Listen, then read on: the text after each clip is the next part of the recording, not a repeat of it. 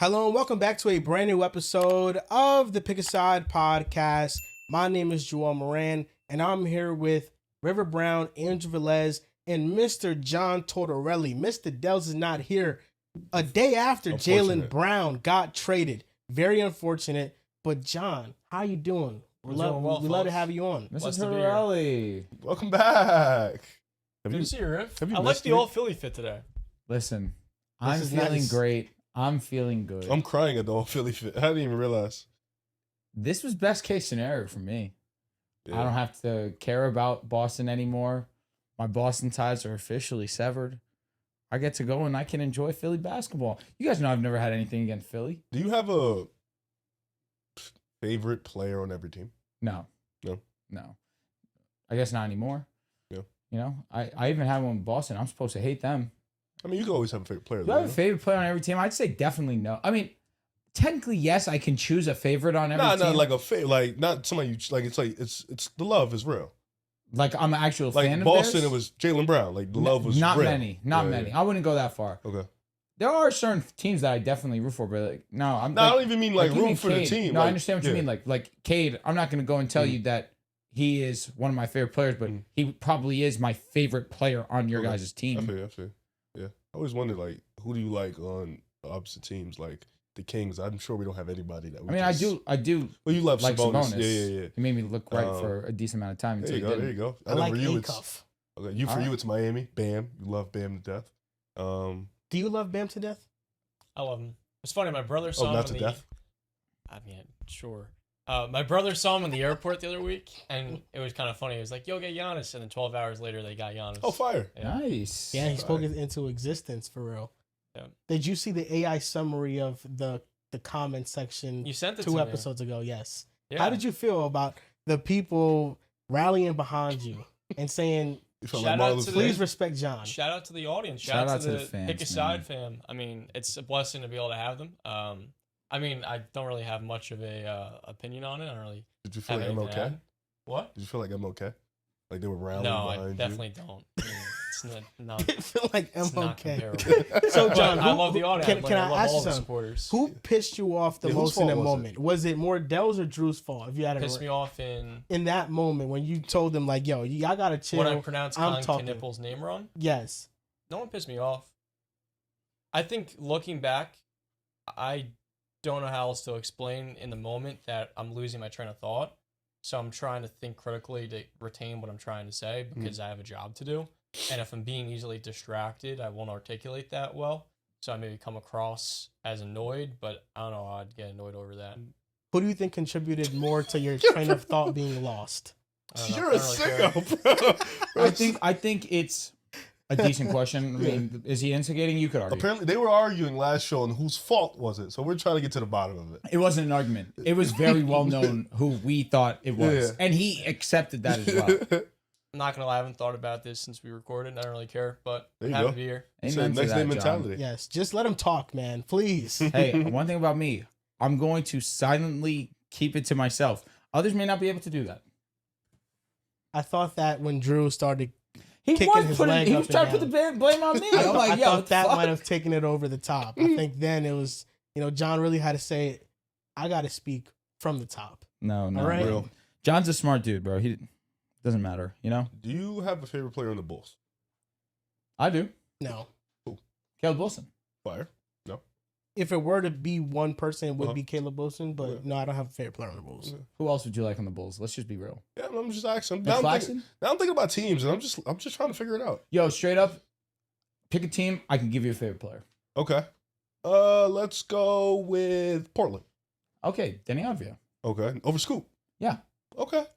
Milwaukee. Now that Giannis is gone. Yeah. Tough question. Here we go. Wow, Rollins. that's a good one. That's a really good one. Rollins. Yeah. Mm-hmm.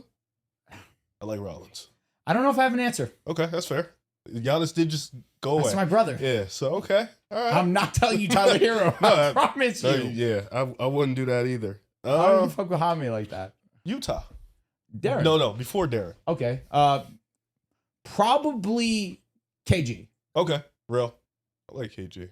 He He had an awesome season, and I had him in fantasy basketball, so it was easy to love him. Fans get on me because I called him KG. I called him KG specifically for you, in solidarity of my I bro. can't call him KG. You can't. It's Yeah. Kevin Solidarity Garnett. for I my know, bro. but it's like it's so easy. You know, That's just like you can't call It's not Jaylen Brown natural. JB. It's You just can't call easy. Jaylen Brown JB Can because I there's say? like 30,000 I could just say JBs. Keontae. Keontae. I don't want to say KG. all that. I just want to say KG. It's so KG. easy.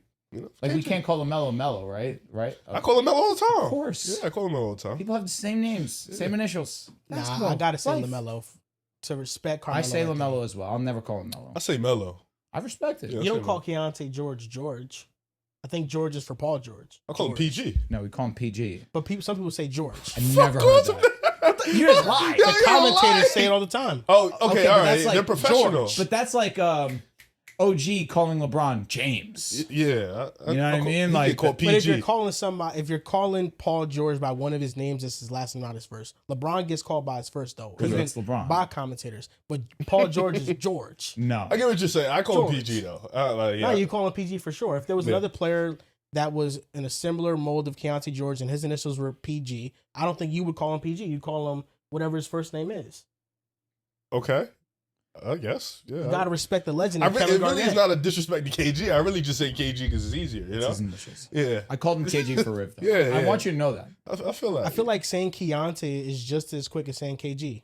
just rolls off the tongue. I just for me wanted to say a little KG, easier. bro. Is Yeah. that cool? KG, I can say Keontae. It's two syllables. I'm right? not. Listen, I'm not I'll gonna be honest. stop. Yeah. Am I mad with you calling him Keontae? No, it's his name. Yeah, it is. So good on you. It's his initials, not KG. Yes, it is. It is. It But is. Like I'm sure he grew It's up just being weird. called KG his entire life. 100% high if school. there middle was school, somebody yeah. else that came along whose initials were LBJ, I don't think you would. But say nobody that. really says LBJ. They call him They LeBron. call him Braun. It's literally on it's on his sneakers. LBJ with the basketball. LBJ. That's Yeah, his, I get what this you're is saying. I get sneakers. what They you're say saying. Brown on the ball. Man, I'll try. I'll just Keontae. Keontae. I'm gonna call him KG. Me too, man. It's like if you start calling Bronny James Braun. Fuck Because no. you can, technically, you can. You can. You I'm can. gonna We call him Bronny. Bronny. I'm gonna call him Bronny. Yeah, we call him Bronny. We call Braun. Now we're Yeah, not I doing. mean, yeah, we're like, not doing So why that. can't we say Keontae for You Keontae? can't- You can. I'm You saying. Why do we can. have to use KG? I Is think it- that's you reserved. think, you think KG hurt? I'm gonna keep it, bro. If I don't think he's somebody's hurting. called Bronny Braun, I'd just be like, which one? Bro. Okay. It's his name. You'd feel kind of slighted. Like, that's not Braun. That's Braun. Hey, technically, his name is LeBron James Jr. Like, It that's is. his name, LeBron James. But you wouldn't Jr. dare call him Braun. I could, and You I would could, be okay with it. but you wouldn't do it. I call him Bronny. But if somebody was like, "Yo, Bron," I'm just like LeBron. We've been calling Braun. Braun for 30 years. course. Yeah, you know? A little different. Thing If is, we you ever- call Bronny LeBron. If we ever Yeah. meet Bronny, I want one of you guys to call him Braun and see what his response is. He probably to gonna that. look at us like, what? okay, Yeah, like, who I'm is that? sure people growing up Yo, Braun. called him Bron. I feel like You think so? if I met KG and I'd be like, yo, what up, KG? He'd be like, yo, what up? Because probably in high school, middle school, elementary, they used to call him KG. And he was probably dumb nice at basketball, so he felt Nobody in very middle school warranted. sitting there like, yo, Keontae. Like, nobody's doing that, bro. They're like, yo, KG, what up? It's a Yeah, these are nickname. just initials You at the know? end of the day. Yeah, it's a Right kiss. down, like, is this even a conversation worth having to you? Like, this shit is irrelevant. But in like a basketball context, it's unnatural to call another player KG, not talking about the ticket. Oh wow, so you felt where feel Joel that. was coming from, I feel like I get- JT has a point. bro. That's Jason Tatum. Why would you do that? That's his initials too. It is JT. I'll start calling you JT. JT's hard. That's kind of JT. fire. Appreciate that. Yeah, that's kinda JT. fire. John dead, bro. No longer is Jason Tatum. It's JT is John Tortorelli. Talk! JT is John I'm Tortorelli. gonna call you that in our league. I'm like, yo, JT. I'm gonna Like call that. you that. This was No, no. very. Yeah. This was an eventful week for the NBA. We did a free agency live show and nothing happened. The biggest news was Tim Hardaway Jr. signing to the Heat for a 1-year deal. After, really the day after, all of these moves started to flood in. The biggest one of them all being Jaylen Brown traded to the 76ers for Paul George, 2 firsts, and some second-round picks. According to Polymarket, the Celtics are number 1 in the percentage chance to come out of the Eastern Conference, win the East. They're number 1. Number 2 is the Knicks, who just won a championship, defending champions, were able to bring back some key players. They lost Mitchell Robinson, but most likely will bring in LeBron James, so that will cancel it out. But this is where I'm getting at. I'm getting at, clearly the public feels as if Boston maybe got a little bit better after this deal. They're still a contender. Do you feel as if this Jaylen Brown deal will age poorly or well for the Celtics. Have you seen my trolling on the last couple of days? I haven't. You have. You commented under it. I think the No. defending Yeah, Jaylen Brown. yeah. No, that killed me. Yeah. That killed me. I knew you and Dez would respond. I was like, yo, boom, boom, boom, boom. Yeah, man. Yeah, people actually thought I was serious. And I was like, no, I don't give a fuck about this nigga. But yeah, So nah. you shouldn't think that it will age poorly for the Celtics. No, I think it's a bad trade. Like as much as I say about Jaylen Brown, I still think objectively this is a bad trade. First of all, shout out to Philly because you upgraded. Paul George is older. Like he's a good player. Like if he wasn't getting paid $50 million, he's a really good role player. You know, he can still shoot the ball at a high level, still can defend at a high level, good ball handler, decent passer. But for the most part, he's getting paid $50 million, so we got to kind of look at him like that in a sense. Jaylen Brown's a much better player than him. Like Jaylen Brown's probably like 30 or 40 spots higher than him. You know, does he have deficiencies? Yeah. Do I talk about his deficiencies? For sure. But Jaylen Brown, we can comfortably sit here and say, we all watch basketball. We know is a much better player than Paul George currently right now. So I think for Philly, you know, you make that trade 10 times out of 10, you send 2 first-round picks. You know, you get off his contract. Now, in my opinion, how I look at it from the Boston side, I don't think Brad Stevens is an idiot. I think he's one of the smartest people in the league. So for me, him making this deal, something else, it has to be something to brew. Brad Stevens hasn't made many bad deals in his life. So like he hasn't given you a track record to say, well, this is a dumb thought. No, he's usually thinking ahead of the game. He's usually on the money with things. And I think he looked at it as like, all right, we were, trying to get Giannis. We missed out on Giannis. That was the big swing that they wanted to make. Now you're looking at the rest of the league. You saw what Kawhi went for, but Kawhi only wanted to go to Toronto. That was the only team he signed an extension for. There also was another report today. The only reason Giannis didn't go to Boston is he wanted a third year. Boston wouldn't give him a third year. So that's giving me the tell that they don't want to attach anybody long term, especially these older players. So you're looking around the league, you really couldn't get much for him, but you felt like the relationship at that point was already sour. So at that point, you're just trying to recuperate what you can get. Now, one of those picks is sneaky and it's sweet. The other pick, I think, was a throwaway. But for the most part, I think for Boston, I think your championship aspirations kind of died with that trade. I feel like if you have the Jays and then you recoup that roster, you could definitely make it back to the mountaintop. I think without Jaylen Brown, though, that kind of brings it down. I still think they're a playoff team, but I think they win. They play for championships, and I don't think Paul George is going to come in. I think he's going to play well in that situation, but he's a lot less healthier than Jaylen Brown. He's a lot less available, and I think availability is your most important trait, especially when you're trying to win a championship. That's 100-game plus season all the time, and Paul George just can't survive those anymore, or if he ever did, probably before the leg injury and stuff like that. So I think for Philly, my only thing with Philly is really just the fit of it all. Like I think VJ Edgecombe, Tyrese Maxey, Jaylen Brown, Joel Embiid. It's a weird situation. Outside of Tyrese Maxey, nobody really is great or elite off ball. Tyrese Maxey loves to play off cutting, backdoor cuts. He loves to get down in transition. Jaylen Brown is a little bit of a ball stopper. He likes to get into his groove, get into isolation. VJ Edgecombe, he still has ways to go as an offensive player. And now the ball is kind of going to be limited to, because you have to feed Jaylen Brown. You got to feed Max. You got to feed Embiid. So it's going to be interesting to see how they work with that. But for the most part, you make that deal 10 times out of 10, you figure it out. For Boston, I guess they're hoping for a Peyton Pritchard. I saw the numbers where Peyton Pritchard without Jaylen Brown looks like Jalen Brunson. I guess they're hoping for that, which I think Peyton Pritchard can scale his game up a little bit. And I think they'll be a regular season team for sure. They'll make the playoffs. For me, I trust Brad, but just head scratcher for sure. And I was like, what the fuck? Like, there was no way there wasn't a better deal on the table, but maybe there wasn't, Yeah, it was shocking, especially for Boston, in the sense that if I'm trading Jaylen Brown to a long-time conference rival, I'm expecting to get a blue-chip asset in return, whether it's a VJ Edgecombe or I'm simply looking to get better draft assets. I will say, ironically enough, Paul George fits very well what the Celtics want to do. He has a lot of the two-way value we saw on display in that first-round series, but I thought you hit on the nail on the head, Riv. He's going to play 15 to 20 less games a season than Jaylen Brown, and he's 7 years older. So I felt from a asset valuation perspective, a lot of the league doesn't view Jaylen Brown as a positive asset, given his contract's going to be $57 to $64 million. But when you compare that to what Paul George's contract is now, it's 2 years, $110 million, because we all know he's going to opt into that player option year from now.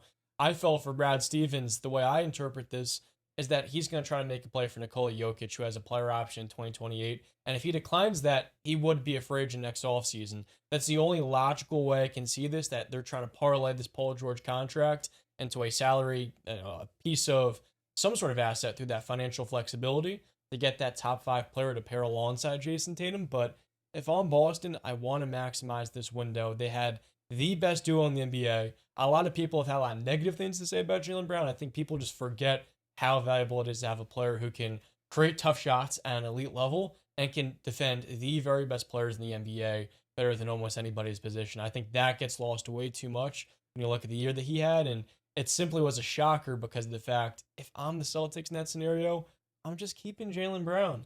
I thought, Dell's had a video, and I commend what he said. I thought he framed it very well.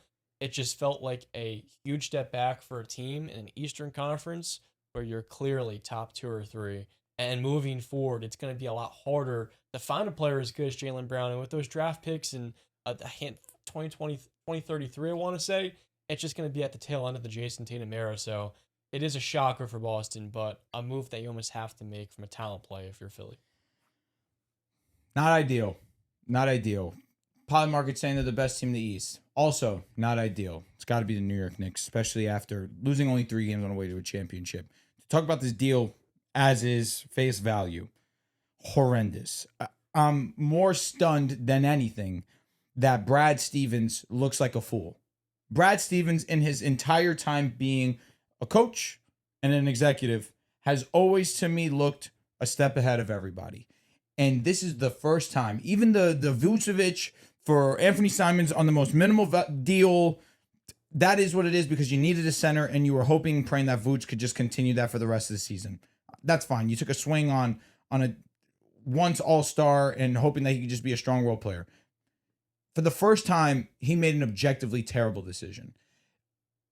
When I see Jaylen Brown traded after leading the Celtics to over 55 wins, to leading the Celtics to the 2nd seed after the collective came to the decision the Celtics were going to be in the sweepstakes for AJ DeBansta in the offseason.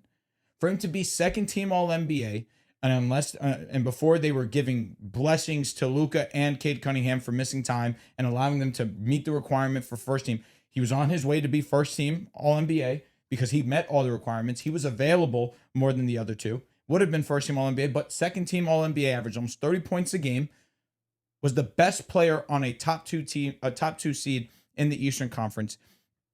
You get disappointed in the first round. You lose to the Philadelphia 76ers after blowing a 3-1 lead. And what do you decide to do?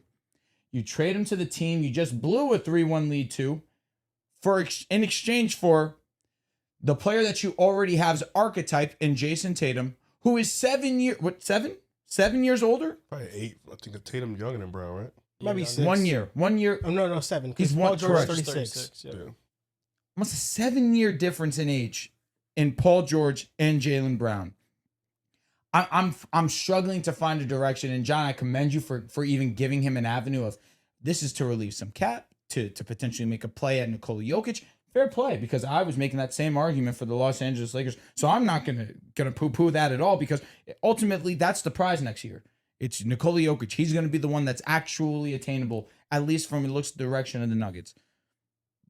But I can't wrap my head around breaking up the duo after you make the championship in 24. You've only known Eastern Conference Finals while the two have been fully healthy. Except for 2025, when Jason Tatum goes down with the Achilles, you blow multiple 20-point leads. Jason Tatum tears his Achilles. You think this year is going to be a complete tanking year. We're going to get a high draft pick. We're going to build for the future. Except Jaylen Brown was not going to allow that to happen. You overachieved drastically. Great team effort. Let's not just act like this was just Jaylen Brown's doing. Great collective. Joe Mazzulla and his work this season was excellent. I'm not just going to pretend that this was a one-man band. It was a team effort, but led by Jaylen Brown. And you disrespected a legend to the franchise.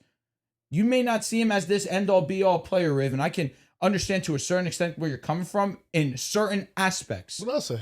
Just in history of what you've said about Jaylen Brown. Well, he's a legend for Boston. But for Boston, Finals MVP, ECF MVP champion, delivered to one of the best franchises in basketball, and you disrespect him and treat him like he's a $2 hoe. I'm sorry. That's how I see it. You used him when he was good for you, and now you disrespected and tarnished him so much so, you sent him off. And you got a 36-year-old player in return for him. Now, you better hit on your draft picks whenever you decide to do it. Or now let's see what you decide to do with these contracts, because especially with the second apron, teams use these contracts to better put themselves in position to win a championship or to put together a roster to win a championship. I can't believe this move was made. I'm interested to see the moves following. But for the 76ers, I still feel like they're not done. They brought in Anthony Simons to me, which I thought was a great deal. You only signed him for, $6.5 million for the next 2 seasons. And LeBron James is still a free agent and would be the missing piece for the 76ers, if you ask me. They need a real playmaker, real ball handler next to Tyrese Maxey, and LeBron James could fill that job flawlessly. Full-time point guard next season. We know that he can do it. He's done it before, and with this supporting cast, the only concern would be the health of Joel Embiid. But speaking for the Celtics, the only reason I haven't brought up that third year for Giannis Antetokounmpo is because apparently Bill Simmons came out and said that's not exactly what he meant. That's not exactly what he said.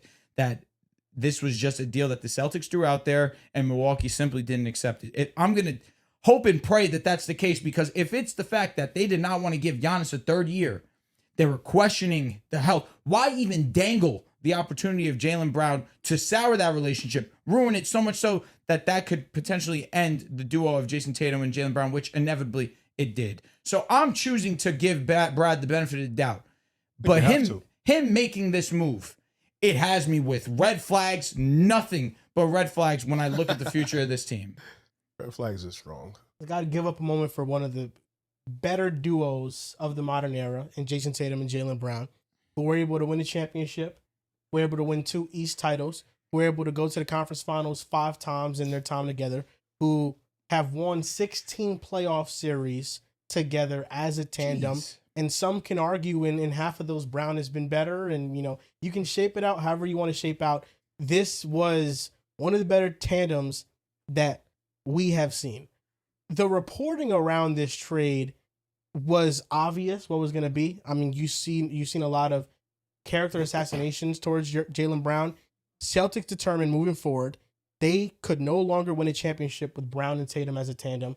That comes from Shams. Celtics trading Brown is a bet that Pritchard is their in-house version of Brunson. That comes from Haberstroh from Yahoo Sports. Behind the scenes, there was grumblings about Brown's desire to be viewed as a basketball equal to Tatum. That's from Chris Mannix, Sports Illustrated. And then Colin Cowherd on his show said there were reports from sources that he suddenly thinks he's the smartest person in the room. I can buy that, though. The reporting around this trade, around Jaylen Brown to justify the trade, it was obvious that it was going to be what it was going to be. I mean, they're going to use everything possible to say that, Jaylen Brown, this was the right move to move on from him.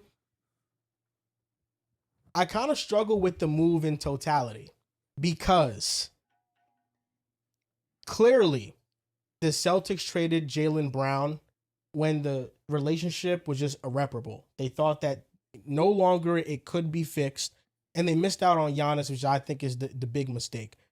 It's also a pivot from Brad Stevens thinking that we cannot build a sustainable championship contender with 2 players making supermax contracts when only one of them is worth that type of money. Jaylen Brown, the type of money he's being paid, is like a top 5, top 6 player in the world, and Brad Stevens probably views him more towards the middle of the teens, in the 15th, 16th area. So this is a move to get draft capital, to have some young players, to have them develop. I mean, Hugo Gonzalez wasn't involved in the Giannis deal, so it's a bet on him also being a good player.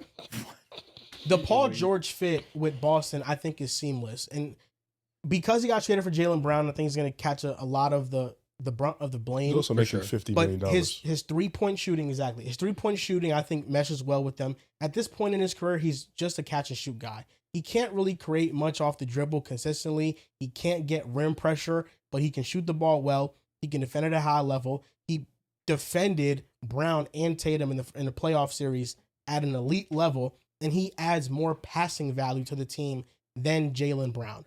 So the Celtics are banking on the system that they have built, which is about driving kicks, 3-point variance, and they said, let's get a player who takes more threes and let's change up the shot diet on the team. Instead of 20 mid-range jumpers, not 20, but instead of 20 shot attempts going through Jaylen Brown and 13 or 14 of those being mid-ranges a game, let's have the ball in Tatum's hands more. Let's have the ball in Pritchard's hands, who in the playoffs had a 5-to-1 assist to turnover ratio, and let's try to play that way.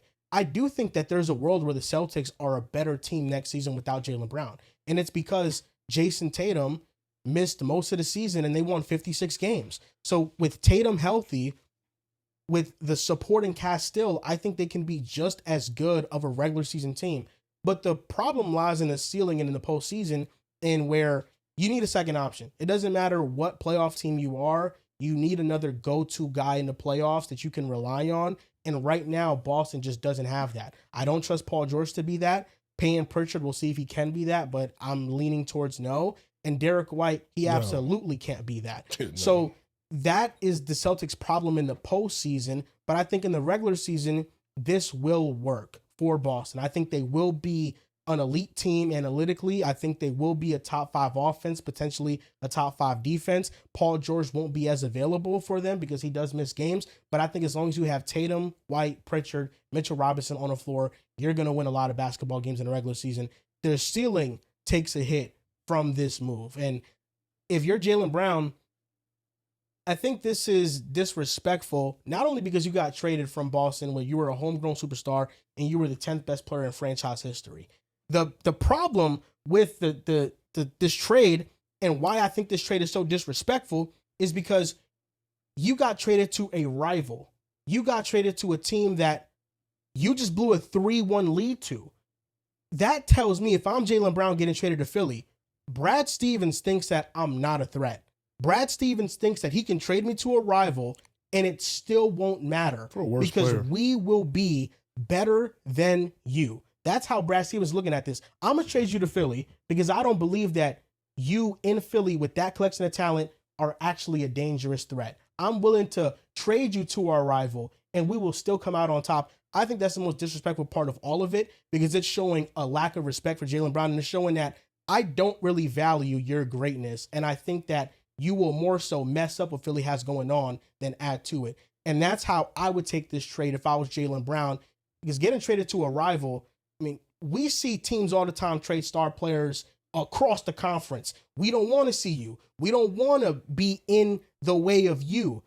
But to trade them within the conference to a rival that you just lost a playoff series to, it shows that we think you were the problem while we lost, and we're going to show you next year. I also fear that the Celtics ruined their capital on Jaylen Brown after the Giannis deal fell through, because now teams felt as if that the relationship was so soured between the two of them that they could lowball the Celtics into getting this deal, because allegedly the first report was that the Celtics asked for 5 firsts, VJ Edgecombe, and Paul George. That was their initial offer, and they got talked down all the way to 2 firsts, 2 seconds, and just PG. That's where I look at the rest of the league and wonder, nobody else had an offer for them, that so much so that Philly was able to step in and make this deal. That is also where I'm at. Also where I'm at is the whole idea that teams won't trade to a specific team. To me, it's done. After this, it kind of showed me that teams just go for the best offer. Giannis was just traded to Miami. Jaylen Brown was just traded from the Celtics to the Philadelphia 76ers. End of the day, what matters most is the best deal. If I may not feel this was the best deal, I don't think it was the best deal. I just don't think that teams respected how the Celtics viewed Jaylen Brown and used that against them. It's also the teams didn't value Jaylen Brown, because if they valued him highly, there would have been better offers on the table.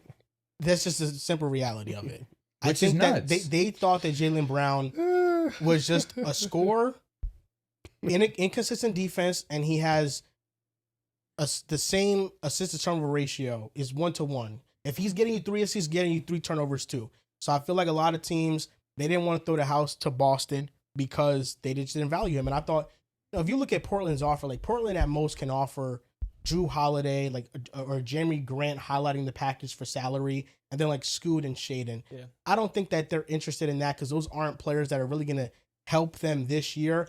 Paul George is probably the best player that we're gonna get in any trade package, and the pick, Sheesh. the fact that it's a 2028 pick and it's a swap between the Sixers and Clippers, that is intriguing because if the Clippers are bad in 2028, that pick could belong to Boston.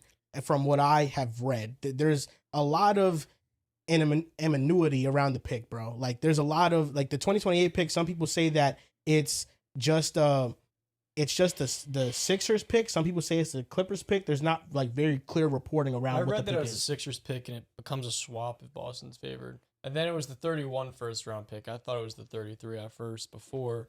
And I believe you're both right. It is kind of crazy to me because I feel like the NBA has completely overreacted to a few different things. Philadelphia coming back 3-1 against Celtics when they didn't have Jason Tatum in the final game of that series. Analytics not viewing Jaylen Brown as a darling. And I believe that the league has read too much into that. Because there's so much value, and I mentioned this briefly before when we were doing our short form content, in a player like Brown who can defend the preeminent superstar, supernova offensive players in the NBA, and then led the number 2 ranked offense and offensive rating this last year without a clear number 2. And a lot of the reports, I mean, it's obvious anytime you make a trade like this, you're going to have some, you kind of refer to it as like character defamation, whatever it might be. The whole concept of Peyton Pritchard being Jalen Brunson is wishful thinking. He's going to be 29 years old next year going to year 8. And it's so obvious to me that, yeah, you not only lost what was the best duo in basketball, but on top of that, you're accelerating your timeline. You're not extending it by acquiring a player who's 7 years older. And the fit of George makes so much sense, but I have a hard time seeing him being reliable in the postseason. And if he's not healthy next postseason, and you have no one on the court to replace Jaylen Brown with, it's going to be brutal for Boston. I thought them being first is almost ridiculous when you look at the top 3 or 4 teams in the Eastern Conference. So from every different level, it just makes very little sense. So you don't think, I'm going to start with you, Rev. You answer the question. Because you smiling. So I'm interested in your answer. I just find it funny. I'm not even a you Jaylen Brown don't think- guy. No I one will understand. call me that. You don't think that there's a world that the Celtics become better because those Brown touches are now going to Tatum? Like in the regular season? Yes. Yeah. That uptick in usage No, is now 100%. going to a more well-rounded, efficient player.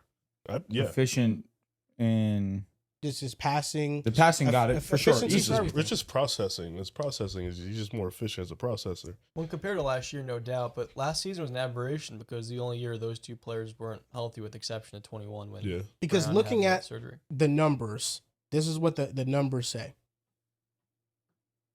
Let me get it for you guys clearly. Okay. The numbers say that I can't get this, bro. I'm trying to find it. I swear I had it. You could go, Riv. Answer the question I gave What's the you. question? Is there a world the Celtics are better now because those Brown touches are going to Tatum? Yeah, there's a world. It's not just Tatum also getting the touches, just like the overall the way the team can play and how they gel together and how their continuity is. This is a high variance 3-point shooting team. With Tatum though, he brings a little bit of a different element as opposed to Jaylen Brown. I do think he's better at attacking the rim. He's also a better passer, which gives you more driving kick opportunities. He's a little bit better in the pick and roll too. Like he can give you a different dynamic as opposed to Jaylen can continue the scoring output for you and keep you in the race with that. Where Jason can do a little bit of both, where he can keep the scoring up and also be able to create for others, It's the playmaking that can help get Derrick White back to that spot up, getting right to getting his normal 3-point percentage to what we've seen him on the Boston Celtics. Him not being relied on as often to create for others. By doing that, hindering his offensive ability. Derrick White turning back to a role player. So that fair, but that's what we were anticipating this year. Without Tatum, a lot more responsibility were going to be brought onto him. Apparently, he did so well this season that they believe that he was their best player, even though we may not agree. The Celtics could believe that. So maybe Derrick White is a little bit better than we give him credit for. Nevertheless, with Jason Tatum and his elite playmaking for the position, absolutely, I could see that being a possibility. But you talk about 3-point variance. He also needs to work on his 3-point shot. He looked pretty solid as a 3-point shooter in the few games we saw him, but the mechanics still are a little clunky to me. It takes a little bit too long for it to get going. He has always been a 3-point shot away from being a near flawless player on a basketball court. The Celtics, are they better or are they not after the move? Feels as if obviously their ceiling is lowered. Last season, Tatum didn't play much at all. Since 2020, the Celtics rank first in regular season wins and playoff wins. It's been a very successful pairing, but it's been more than just a pairing. It's been a colossal, great team built around them too. Maybe not early in the 2020s, but more so 2022, 2023, 2024. They had a great roster built around them. I wouldn't call it colossal, but 2024 without a But doubt. it's a great team. The Celtics over the last 4 seasons are 47-10 without Jaylen Brown. So when he does not play, they're 47-10. And over the last 4 seasons, Jaylen Brown, out of 30 players with the highest usage in the NBA, he ranks 24th out of 30 in true shooting percentage. And out of 85 players that have averaged 4 assists or more, he's 84th in assist to turnover ratio. So amongst the players that average 4 more assists, he's one of the worst at taking care of the ball. And amongst all the high usage players in the league, he's one of the least efficient in the league. And the Celtics over the last 4 years, they're 47-10 without him. What do you take away from this data? I saw that. Those are like a lot of garbage teams, though. Like I saw somebody rebuttal the stat. There's a lot of garbage teams. The win percentage in 2023, the combined win percentage for the teams like 30, they beat, 33%.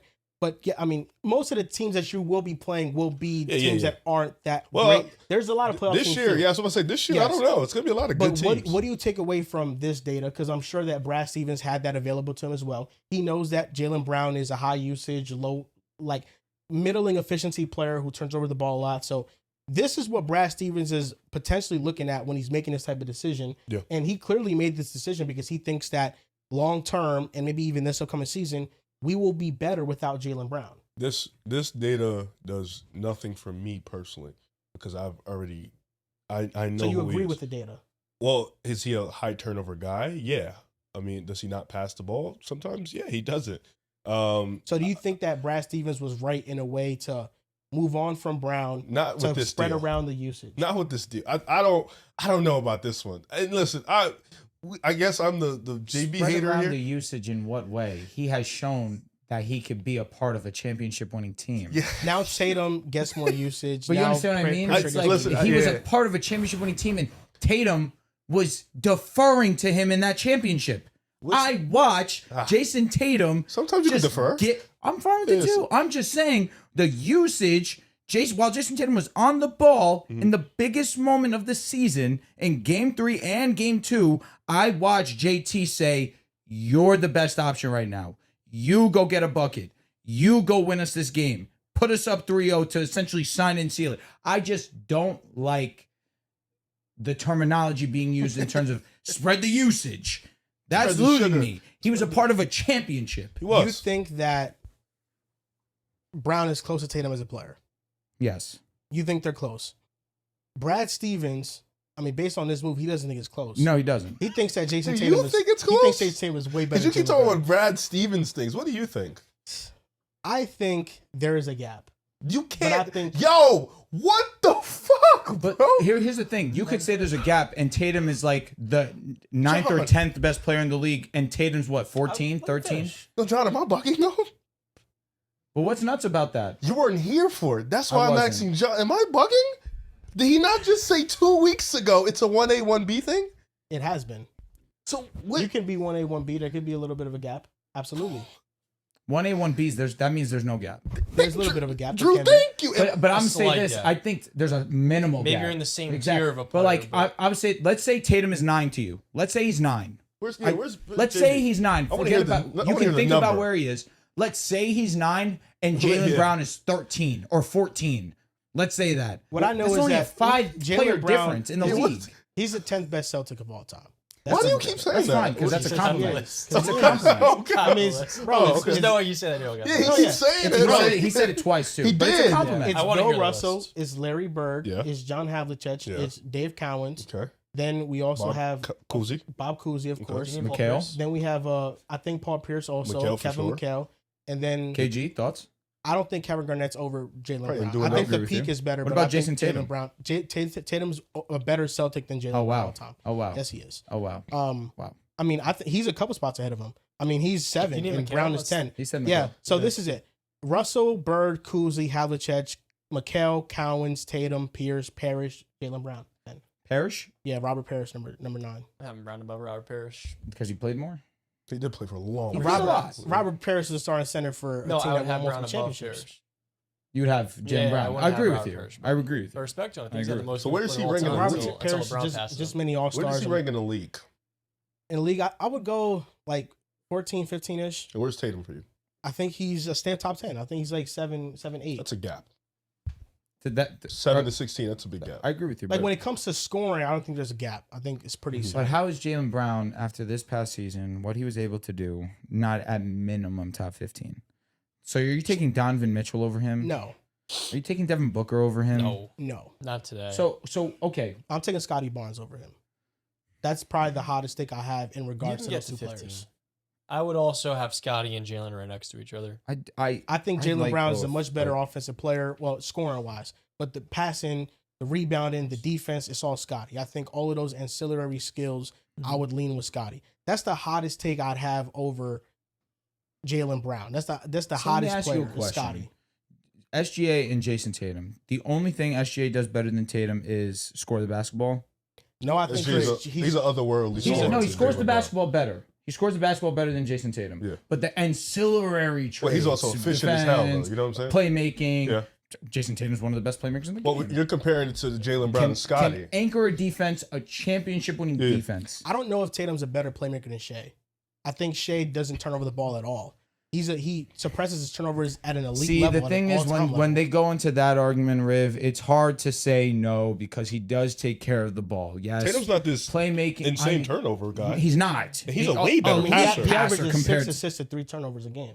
Okay. Relative to their position, it's not close. It's easily Tatum. No, but of course, relative yeah, to yeah. their position, but I I just still would say No, mentioned- as a better passer, I think position. Tatum is clearly better. I think Tatum can make more high level passes. Yeah, Tatum, but I yeah. think based on the coverages that Shea sees, That's fair. My point He's a wasn't more to argue the productive the SGA playmaker. versus Tatum. That wasn't the point. The point was sometimes you're just a better player because you just do something better. but also there's a gap between a gargantuan gap between Shea's scoring and Tatum's scoring. That is true. Like, Agreed. He just had the most efficient. even though Tatum's the guard only season player ever. in Celtic history to average 30 points, I still do agree with you. Yeah. That's the thing is like I think Shea. I mean the levels that he gets to are all time. Tatum does a lot of things at a great level. He doesn't do anything at an all time level, and that's what I think holds him back from the true like top tier. You're of also a players. guy that has been critical of Shea's playoff scoring. Yeah, it drops off in efficiency. It's also the infrastructure. If Shea was in a 5-out offensive Boston system, it would be much easier to get those downhill drives. But look at the players that he's playing with.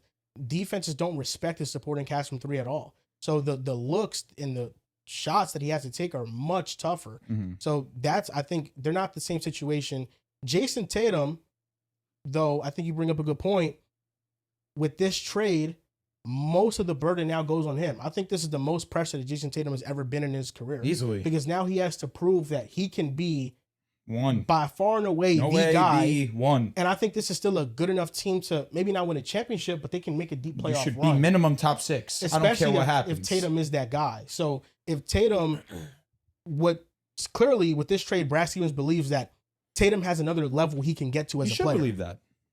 And if that's the case, then I mean, it is reasonable to think in some way that all the players with an uptick in Tatum's usage, like now Tatum is not a 27% usage player sharing that with Brown. He is like without a doubt a top 5 usage player in the league, 33% and over. Good. Then now we see if that transfers over, they can have a more efficient offense as a whole. Yeah, I'm excited about it. I'm excited for it too. We think Brad Stevens is smart, right? I think Are he's we a smart not GM. doubting a little? Like, not doubt. Let me not say, but at least my antenna's up. He had a choice. I'm definitely keeping a real Hawkeye He on had a this. choice. He made his decision. He had a choice. He didn't have to do this. No, he had a choice. He couldn't- Agreed. He had a choice. And he did not have to trade Jaylen Brown at all. He also picked between who he felt like was going to be the best player. But Yeah. why did he do that? I'm going to choose to this- believe that Brad Stevens Has has a a future plan? plan. He has to. He has to. I mean, the plan is His that job's on the line now. I'm bugging. Low key, no. The Giannis thing fell through, and you just traded Jaylen Brown for a bag of chips. I still don't think the his big job's thing on the line. is that You're at. He's too Jaylen good. I'm Brown- not saying his job's on. I apologize. you all, Jaylen but Brown his- had one more year on his contract versus George has 2 more. Yeah. This is more so Brad Stevens saying We're not paying him we $70 don't million. want to pay Jaylen Brown super max money, and we will be better off if we don't. I think that's what he's saying. It's not more so for this upcoming season. It's more so how are we going to build a sustainable contender around Tatum for years to come? And we think the best way to do that is not paying Jaylen Brown $70 million. Brown has 3 more years left in his deal. I was checking the other day. I thought that too. I thought it was only 1 more year, but he's still under team control until 2029. I don't understand it. I really don't. I trust won't be Brad, able man. to wrap my head around it until I see. I'll give him the benefit of the doubt because 27 free agency is cool. I'm more trying to figure out why wasn't there a better deal for a legend don't top get 10 it. player in the league? Would you exchange the draft picks for VJ What do you mean? instead of the draft picks? He Like don't get give- VJ like and get P- PG. Yeah, I It think wasn't so. doing that. Philly It wasn't, doing but if that. you gave me an offer, I would say yeah. Like you couldn't even like I understand like people were even saying I'm dumb for even saying this. I would rather that. No Maxi. No, you wasn't No, getting Maxi. Maxi. Hell no. Like, you Maxi's way couldn't get younger than Jaylen Maxi? Brown. You wasn't getting Maxi. Maxi's close to Brown as a player. Why would you trade And him? younger, you wasn't getting Maxi. He was not getting Maxi. You got PG. Yeah, that speaks to his value, bro. I know you hate to hear it, but it speaks to his value, bro. He just was Value's in the second fucking team mud. So All that NBA. value clearly doesn't represent what you feel his value is. Me? Yes. I think he's a little higher than that. Okay. A But little Brad's higher, smarter than me. but not so you are willing I to don't say know, this like- might be his value. Just listen, that's what Brad says. Brad said it. Brad did not go into that board meeting like, yo, this is like we need more than this. No, this is what they could get. You know what I'm I'm saying? not going to sit here and glaze Brad, especially after last season when Tatum goes down. They think that this is going to be one of the worst teams in the league. So who do you think will be Mhm. more successful over the next 3 seasons, the Celtics or the Sixers?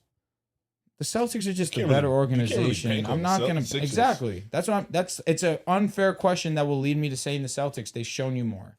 And if that happens, did they not win the trade?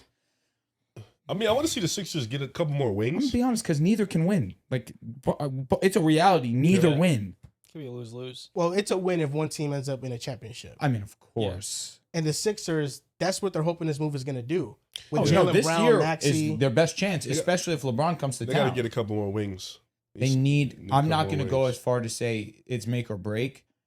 They need Well, LeBron. shit, Embiid at any moment could like. They break need that, you know what LeBron I'm saying? James Yeah. because your timeline with Embiid is coming to a close. It's probably closed. You have LeBron James. This is it. This could be him and Embiid's last hurrah as the guys. So before we move on, last 2 playoff series, which has been 2 losses for the Celtics in the Unfortunately. first round and then the second round against the Knicks last year. Jaylen Brown, 23.7 points per game, 6.2 rebounds, 4.2 assists, 3.7 turnovers, 43, 34, 70 splits. Jason Tatum, 24 points per game, 11.1 rebounds per game, 6.3 assists per game, 3.2 turnovers per game, 44, 37, 80 splits. Last 2 playoff series losses for the Celtics.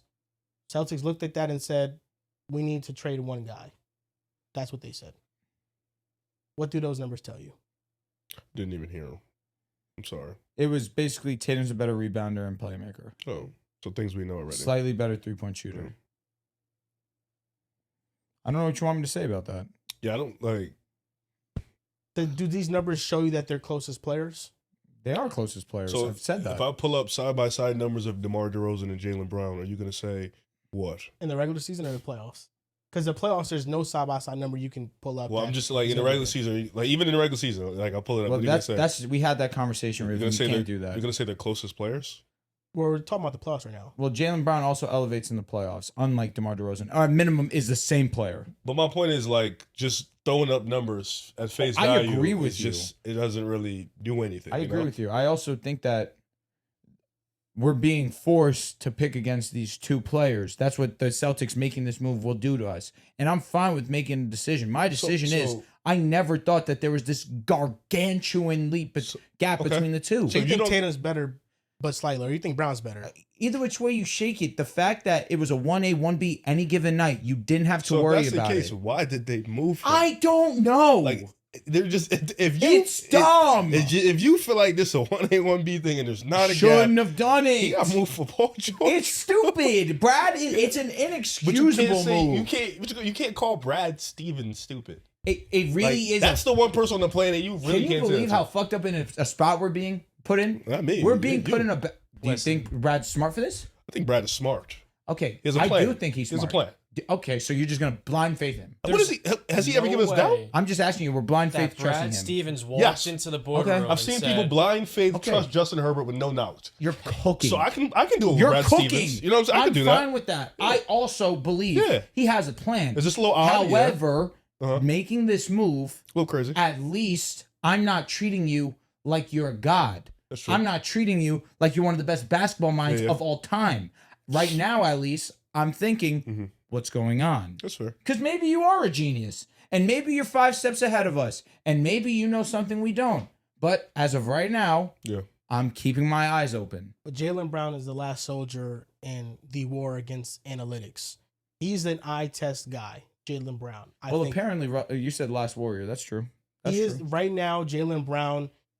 The analytics don't like him. The analytics said that Derrick White was more impactful than him, and I'm positive that front offices used these numbers at least to a certain extent, and clearly the value across the league. They all thought that Jaylen Brown wasn't worth a big return, and Brad Stevens was willing to move on Everything from about him the Celtics without is having analytical. To be fair though, Kawhi, older, obviously didn't go for a ton. Giannis, older, injured, obviously didn't go for a ton. You know what I'm saying? So maybe people are looking at these players, unless you're like a top 5 player at the heart of their prime, you don't want to gut your entire roster. You know what I'm saying? That also is what I'm going to rebuttal with is unfair because it's the worst trade of all time. But Yeah. Luka did get traded For some bullshit. Yeah, you know what I'm saying? Like maybe the this second apron has GMs confused. Yeah. They don't know what to do. That's and you also need to another credit thing. Leon Rose because Yeah. even I doubted after making the Mikal Bridges trade. Maybe I didn't know shit too. There's very few that have executed this at a in a correct way.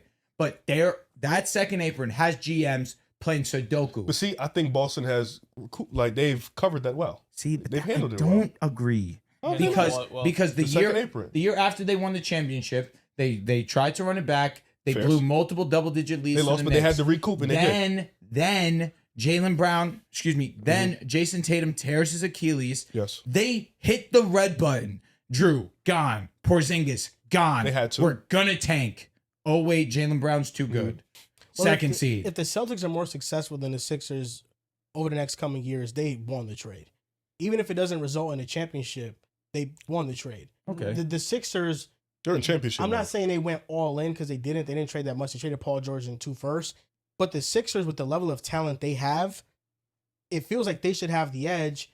But does it? I mean, how do they fit together? Well, I the know edge is that- you came back from a 3-1 lead and you won that series, moved on, and now on top of we just took who some argue is the better of the two. They won in the first round and they got smoked in the second round. Well, they were not better than the Knicks by any No, stretch they of the weren't. imagination. And they're still not better than the Knicks. They're not. Even with Jaylen Brown. They're not 'Cause unless they get LeBron. Jaylen Brown is replacing the losses of Paul George, Kelly Oubre, and Quentin Grimes, That's fine. who are they're 3 Super players. fine. That's so I fine. mean, yeah, you would rather Jaylen Brown, of course. And Anthony Simons comes in too. You would rather Jaylen Brown, of course. But how this Philly team is currently constructed, I need a front court. they man. don't have a passer, a go-to playmaker to make everybody's life easier. Yeah.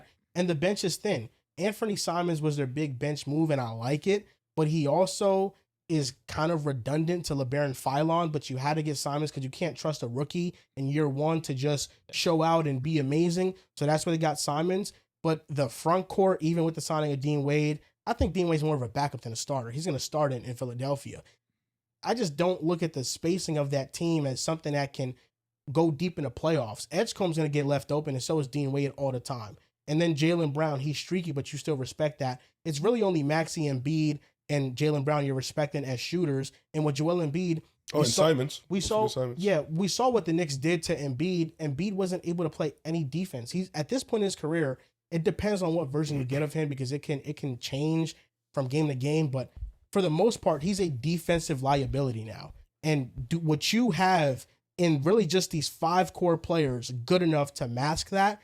That's why I don't know about the fit of Philly. I think on talent, it's very talented. And yeah, if LeBron James goes there, he solves their passing problems and all that stuff. But LeBron is probably looking at it like, man, there's a lot of uncertainty around Embiid, though. Because if Embiid is not 100% or if Embiid is not 80%, this team essentially doesn't have a chance to go to the finals. They just need it for the playoffs. Like, they walked in 7th seed or whatever it was last year and made it to the second round. Yeah, Joel Embiid dominated that Celtics. Yeah, they just need him to be healthy in April. You do this trade because Paul George, you wanted to get off that contract regardless.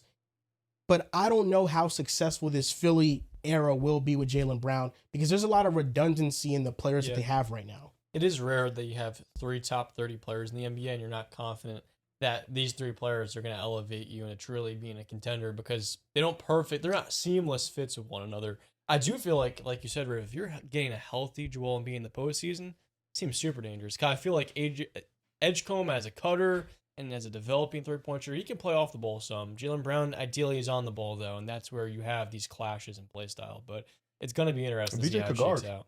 VJ can guard.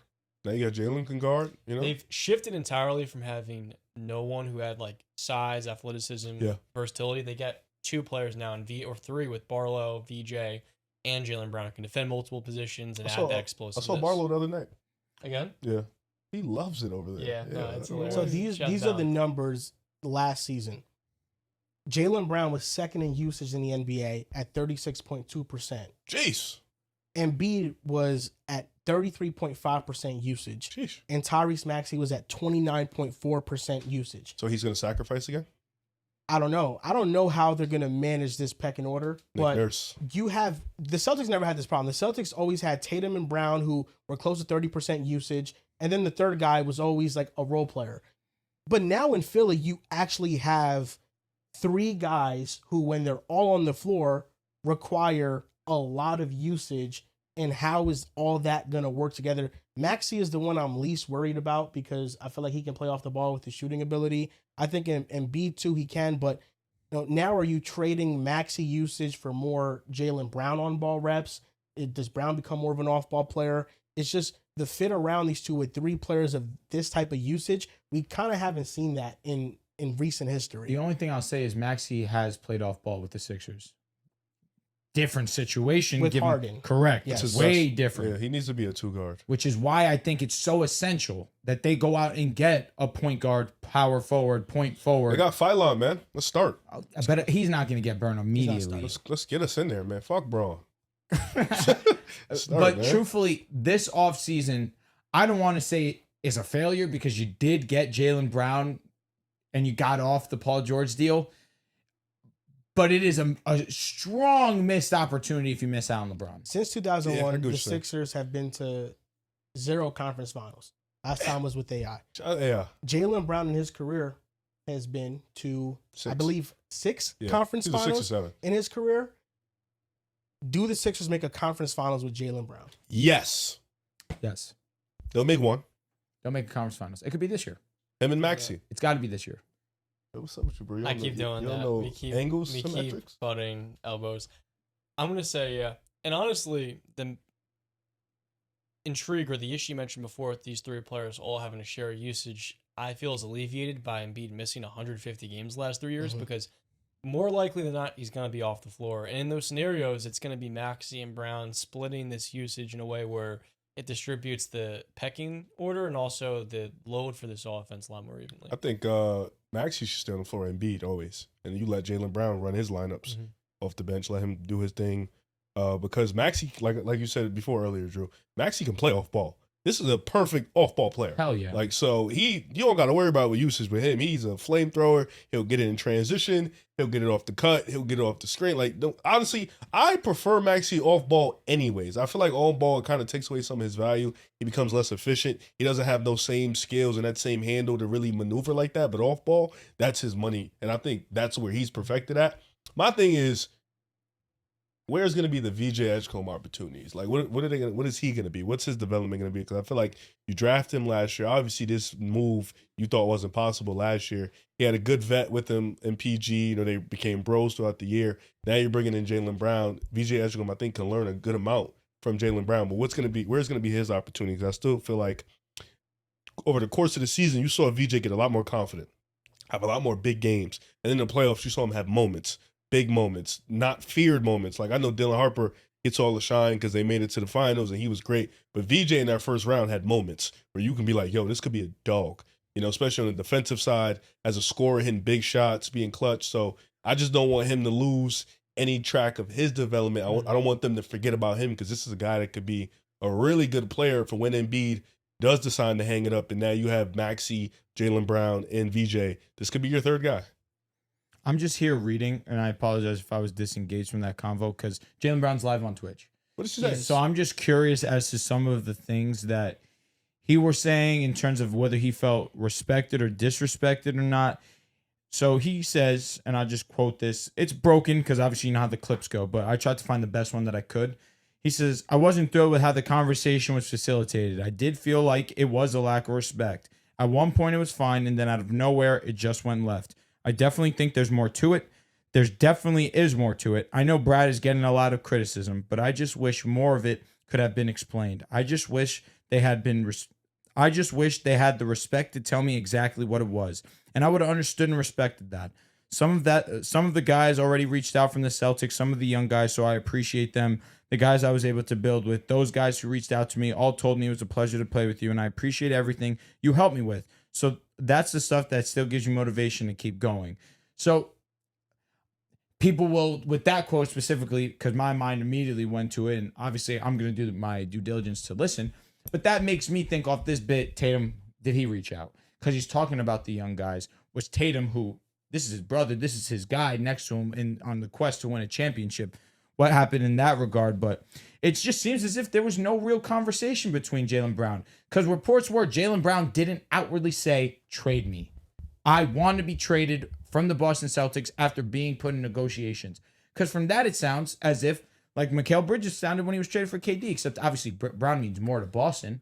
He accomplished more with his franchise than Mikal, but it's Giannis. I understand that. This was like the second time they did this to Brown too, though. Because remember, a couple of years with Kevin Durant, he felt slighted. Yeah. I mean, he's the 10th best player in franchise history, and they kind of just But disregard him. He be acting like they not trying to trade him for some dudes. You know what I'm saying? Exactly. And I think that's what, from hearing this, reading this, at least out loud and internally, it sounded as if at a point he understood it, but then it got disrespectful. That's the PG one. That was when he was like, the trade. We talk about it a lot, but the trade was it was very bold because it just was Philly that he traded him to. I don't want to bet against a motivated Jaylen Brown this upcoming season. Smart. Because he's gonna be out for vengeance, the entire league, but more so looking at Boston. Because it was clear that they picked their path. We're picking Tatum over you. We think he's better. That Tatum Brown matchup is gonna be the first time in a long time I feel like we see them go one-on-one. Mm-hmm. Like we've been looking for a matchup like that, like Kawhi and Jaylen Brown this past year when Jaylen Brown gave him 50. Yeah. And trading him to Philly, it's just we really don't like. To me, that's how I read it. It's like we, the Celtics, don't think that you going to Philly is going to make that big of a difference to where we have to worry about it. That's, I feel like, the biggest slap in the face. What I'm questioning in all of this is, where is Jason Tatum? That's what I'm saying. He's been so quiet. Jason Tatum has not once said that he wants to play with Jaylen Brown. He has not once came out and said, I hope Jaylen Brown is not traded. We saw before the offseason kicked off, Luka was very adamant. I want Reeves. I want Reeves to be here. Have you not noticed, though, Brown hasn't brought Tatum up on his stream at all?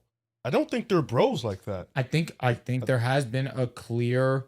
I think they're just teammates, which is okay. But that's not how it's been in the past. Maybe over the course of like the last 2 years. But that's what I'm saying. Yeah. Because Brown ain't have him on the stream all year. Like, he ain't been up there at all. Has any of his teammates been on there? I think a few of the young players, but, I don't watch this shit. So I couldn't tell you. That's also a fair... Yeah. The one thing I'll say is this. Game 7, Jason Tatum doesn't play. Yeah. A lot of the criticism goes on to Jaylen Brown because he played in that Game 7. He didn't have his best series either on top of it, but he played in that Game 7. And I think in the second half, he left it all out on the court. He actually showed up in the second half, unlike the first half. Did all he could. but a lot of the blame gets put onto him. Jason Tatum unavailable for the game. He comes back on a season that nobody thinks that he's going to even play a minute. He's free of the criticism, and I agree with it. He shouldn't have even played last year, let alone play 20 games in a playoff series. Doesn't play in Game 7. But since then, super quiet. Haven't heard anything from him whatsoever. That's the only thing that's kind of, it's making me at least, like Riv's saying, question it. Was this a real brotherhood that it seemed as if they had built? I think that's dead. I don't think it was. If it was, I think Tatum would have been adamant in wanting Brown to stay in Boston long term. Maybe the reality is that just as much as Jaylen Brown has been wanting to prove that he's more than just the second fiddle, Jason Tatum wants to prove that he doesn't need him. I think that's also fair to say. You think that Finals MVP ruined the relationship between Okay, the two? let me ask you a question, because do y'all seen Jalen Duran's situation? Have y'all seen Cade speak out one time? No. Have y'all seen him talk about it one time? Maybe he doesn't want him back. Or maybe like these dudes are just quiet about it. Maybe they're having those internal conversations. What do you think? Since the Kobe Bryant post, he's just been more reserved? Tatum, he should be.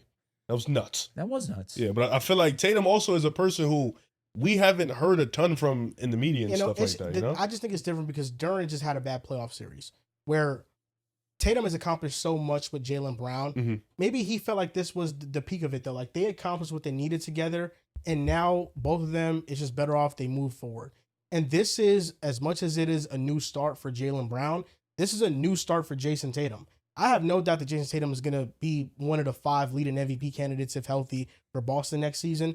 But this is a chance for Jason Tatum to fully be maximized, because the same way when we were arguing about Jaylen Brown, I said that he has sacrificed his game.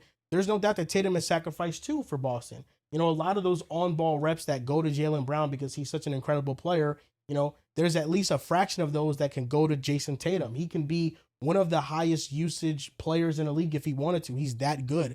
So this is also a new beginning for Jason Tatum, and he has to prove a lot of people wrong as well. Yeah. Jaylen Brown has a lot of criticism, and right now it hasn't been so loud for Tatum because he didn't play in Game 7 of the first round series against Philadelphia, and because we give him grace for coming back and recovering from his injury. But once that washes away, people are going to expect Tatum to lead Boston to championships, to lead them deep in the Eastern Conference. That's what the expectation is going to be. I'm with you. I get it. I just think, I don't want to just assume that they're not bros. I don't want to assume the situation. I don't either. I do feel like it does give you that look, like what's going on, why he's been so quiet, but we don't know what's going on behind closed doors, But I do get what you're saying. Like, I think at the end of the day, they understand it's a business more than anything. And, you can say whatever you want, but at the end of the day, it is a business and guys move at any, we saw James Harden and Daryl Morey. So Morey promised James Harden everything he could ask for. And we felt like their relationship was tight and solid. He followed him to Philly. And then after that, Morey just stabbed him in the back. So, that's also there where you never know. But I'm with you. I think Tatum, Brown, whether they're bros or not, are going to definitely bring everything they can to the new situations. Tatum being just the main guy by himself. Jaylen Brown being, in a new situation. Philly is going to be a fire lit under him. He's going to come out and be super motivated. I'm interested to see what it does to everybody else, like just Maxey, VJ, Embiid, like especially when Brown's first stream after the playoff series they lost, he was talking about Embiid being the biggest flopper ever. So how does that conversation go? He did also comment on that. Yeah, so I'm excited about all that. He said, these last 10 years, I've just been programmed to hate Philly. Yeah, so it's not that first practice is going to be, it's going to be lit. So, but I am genuinely excited for both because I do feel like these conversations about Jason Tatum holding Jaylen Brown back, Jaylen Brown holding Jason Tatum back, whatever it is. All right, Jaylen Brown, you're in your new situation. We know Embiid's going to play 40 games. The only difference is that with the Celtics situation, Tatum is by far and away like the only guy that can shoulder that usage on the team. Hell yeah. With Philadelphia, Jaylen Brown isn't going to a situation where he's like the clear-cut guy every night. He's going to a situation where you got 2 other players who are stars. And B, like you mentioned, John, he's probably going to miss a bulk of the season, but you still have Maxey there. Then you have somebody else that can shoulder it. So Jaylen Brown is going to a situation where he's still not even like the bona fide guy. That means you should be more efficient. You should be more understanding of your role. Defense should be much better because now you have other offensive players that can help you out, and you still have a pecking order. No matter where it is, there is still a pecking order. So you're going to have time to really figure out who that is, and you can make your mark there. But I really, genuinely, this is me from a hating side too. I don't want to hear none of that bullshit this year. There shouldn't be none of that. I need to see, and I'm talking to you actually. Okay. I need to see defense. Okay. I need to see efficiency. Okay. Some passing. So everything he's given you already except the passing. Wrong. I'm not talking about that old primetime wake up. Hey, it's Friday night. Guess what I'm playing? Oh, but on Sunday I'm not playing defense. Don't you respect that more? No, I respect dudes who play it every night. At least He 70 saw games. Kawhi. He said, "Come here. That's food." Yeah, I don't. All I know is that we need a. Don't forget that. But yo, listen, now he can do it. Forget that. Now he can do it. He saw Luka Doncic lined up against him man to man. Mm-hmm. He said, "Come here." Yeah. I'm locking that ass up. Why he didn't do that to Maxey? Maxey got it. Maxey got it. Why he didn't see trusted Derrick White? Why he didn't see PG? He trusted Derrick White. God forbid. Why would you do that? Derrick White is a great defender. On ball? All NBA defender. What are we doing? He should have been able to handle Derrick White's his task. never been great on ball. He should have been able to handle that task. He's never been able to handle that task. Maxey is also when just Drew was one there, of the Drew was fastest. handling that task. Grown man. Don't do that. That's a fact. Don't do Derrick that. White's your help side guy. He's an elite offside. Elite Embiid offside. now because Embiid, he said that he jokes with Tatum all the time about this, that Tatum has a super team. Are they like friends off the court? I'm sure they are, They but work now out, Embiid yeah. has Jaylen Brown. I Now know- Embiid has you can argue a super I team. know Not Brown, the bench, but it's a great Mitchell, starting and lineup. Bam have a group chat together. They're like bros. Yeah, Do you remember when 3 All-NBA players used to join one another and it was like immediate championship? You remember that time? Yeah. The only reason you feel like that for Philly is because of Embiid. You know who broke that? Who? The Suns Crying. and the Nets. Yeah, both. Both teams. When did the Suns Star break player. that? Well, Beal, But then also the Nets. that one was a funny one. And both teams had, you know who. That one, the Beal one was a funny one, man. Jesus, that was a funny one. Oh my God. That shit was never gonna work. No. Never no, gonna no, work. no, Never. They just had a thin bench. No, They Beal just was weren't good. ass. They got Like, swept, bro. yeah, They got Rest. swept. Beal was. I don't know. He just completely fell off. I don't know what happened actually. He played well in the second half, just was terrible in the playoffs. Yeah, and then Ant-Man was just taking his lunch. No. He took whatever he wanted. Oh my God, they had Beal task guarding Ant. I was like, what the fuck? And also, Booker unfortunately wasn't as good of a playmaker as we thought. Not we, you. Don't do that. You gotta stop. I'll be trying to tell One you. of the bro. best scorers of all time. Can we show some respect? I to this never man? said anything about the scoring. I'm just You saying, just like, be respect the yo. player. I be trying to tell you, bro. You don't be listening, bro. Donovan Mitchell also is mid too, so like we're both here. I'm a Pistons fan. I guess who's your 2 guard, bro? Cade. He's everything. I'm glad you know. He's our 1-3. He's our 1-3. You just have to be grateful that Cade Cunningham can pass the ball because he's basically Jaylen Brown. Yeah, just with better passing. That's it. Well, he can So guard it's not Jaylen Brown. Oh, not better than JB. on the perimeter, no, but everywhere else, pretty Whatever. damn good. You're Whatever, so upset bro. he can't do that. I know it. I've watched Jaylen Brown close series, bro. Unlike Cade. Can't close his You're right, round one. What are you talking My about? bad. You're right Yeah. against an AFC. Hey, listen, you gotta get it how you get it. Front's getting hurt.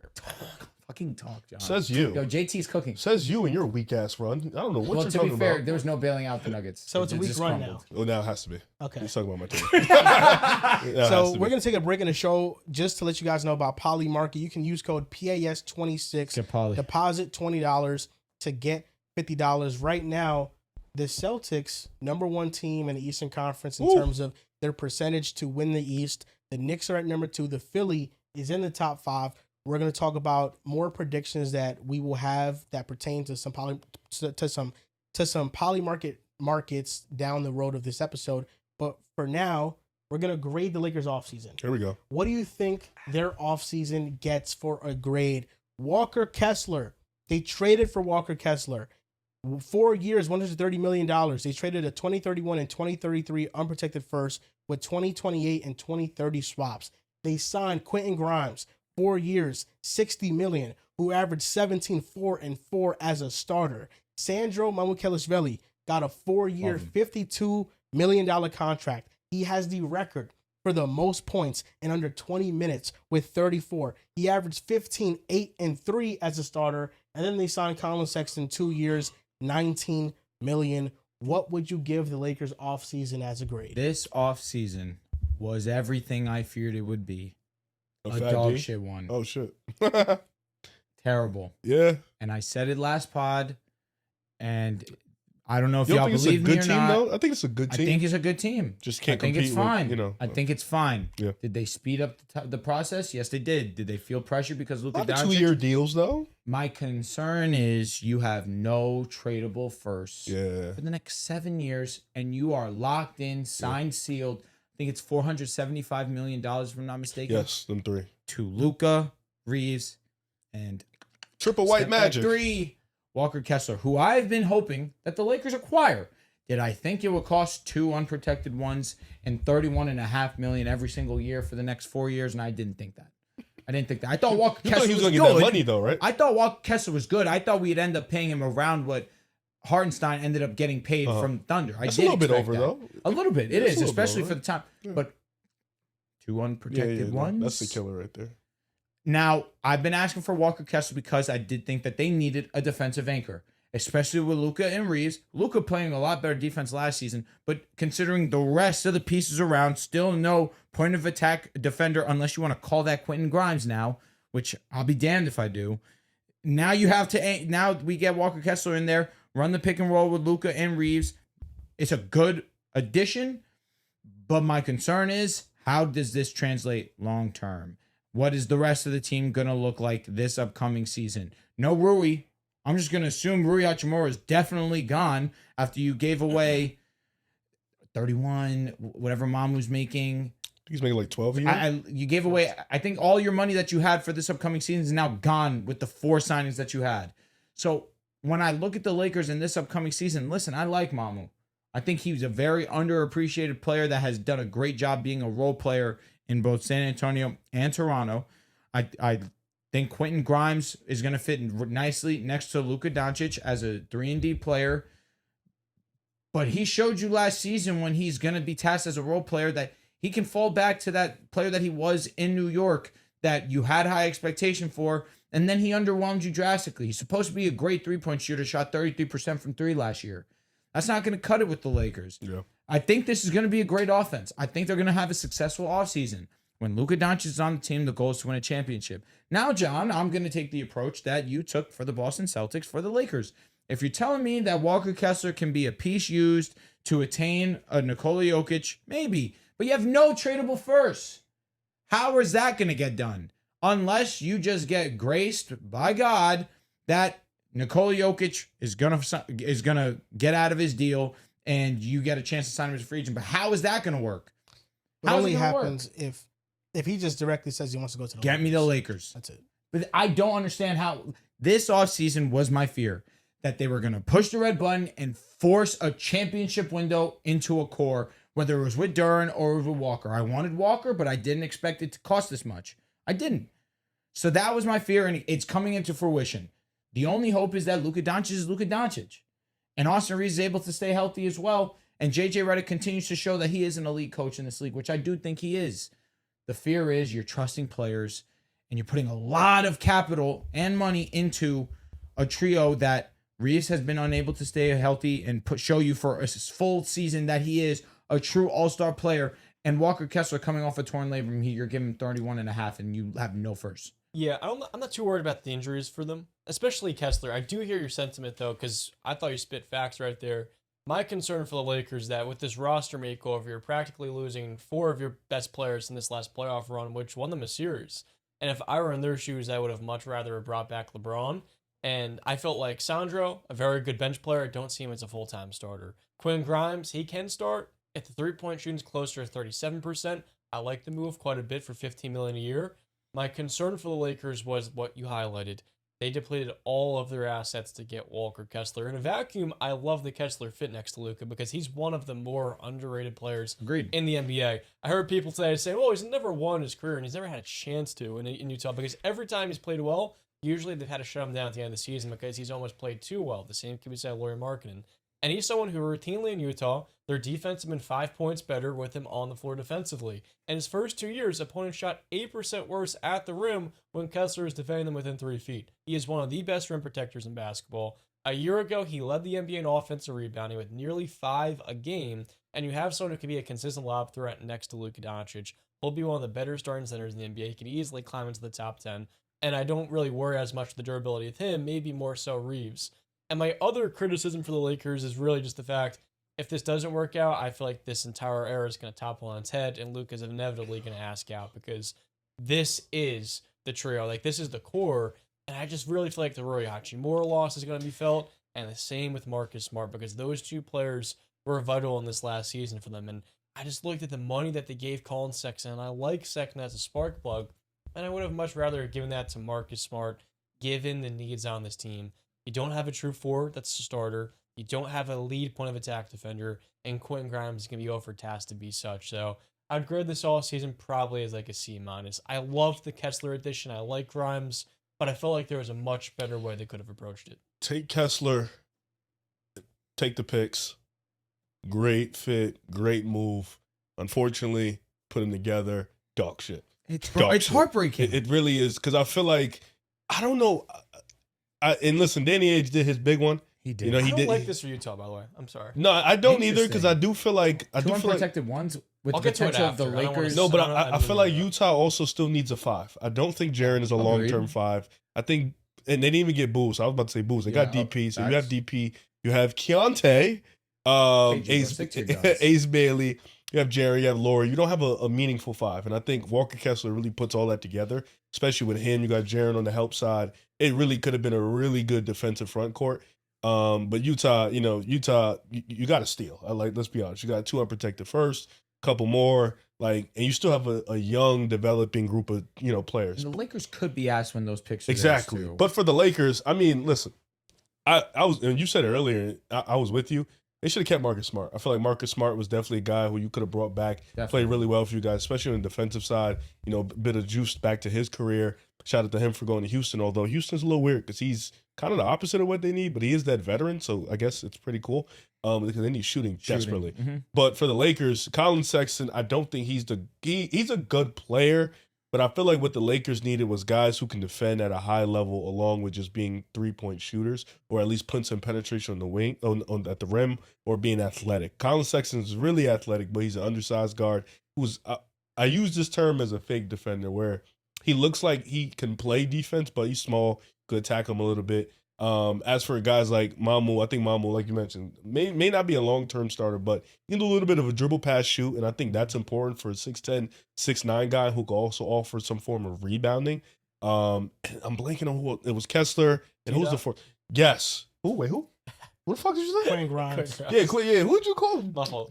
Q Dot. QG is weird, man. He's had a weird 2 or 3 seasons where you saw up and down play from him, and the lack of consistency on his side, where if his offense isn't at the level he wants it to be, you can see on the other side it tanking a little bit. But he's also 6'4", small guy you want at the 3. I don't like, and then you still got Vandal on the roster and these other guys who aren't really playable, Bronny and stuff like that. So I'm with you where LeBron probably should have been the guy you kept, and maybe you just go get Kessler. I also think, unfortunately, this puts Kessler in a tough position because I feel like he is the perfect fit, the perfect lob threat for Luka, a guy who can anchor the rim. Also, Reeves' availability, how is that going to be? Because the last 2 years he hasn't been available. Yeah. But this is a good roster. I do think this is a good roster. Is this the roster you build around Luka to win a championship? No. And I think that's where the Lakers messed up. First of all, they were the first team within the first 3 hours to just start boom, boom, boom, boom, boom, throwing out money. You start seeing Lakers do this, Lakers do that, Lakers. I feel like the thought process wasn't sound. They didn't take their time and everything, and they kind of moved too quick. And I feel like Utah took advantage of that and kind of just was like, all right, well, you give us these 2-3 first, we'll give you Walker Kessler. We'll even, you can pay him as much as you want. And the Lakers kind of bid on that. So I give him a DD plus. I just feel like the Walker Kessler deal, not the money in itself, because I do feel like a little bit more than Isaiah Hartenstein isn't terrible, but I think the picks added on with the money kind of hurts it. Let's see. Are you going to devil advocate this one? They needed to get Luka a center. They did. And they 100%. Did you need to send 3 picks? But they got him. There isn't They've been holding anything on to picks new forever. that I have to add on to this, because since Luka has gotten to the Lakers, I felt like he was screwed over. I feel like he got put in the worst possible situation to compete for a championship long term. And the Lakers had little to no avenues to build a championship team around him. And this is a good start, I guess. This is a C off season just because I think they maximized their offense. Their offensive capabilities, I think, is an A+. For defense, it's an F. So I meet in the middle with a C.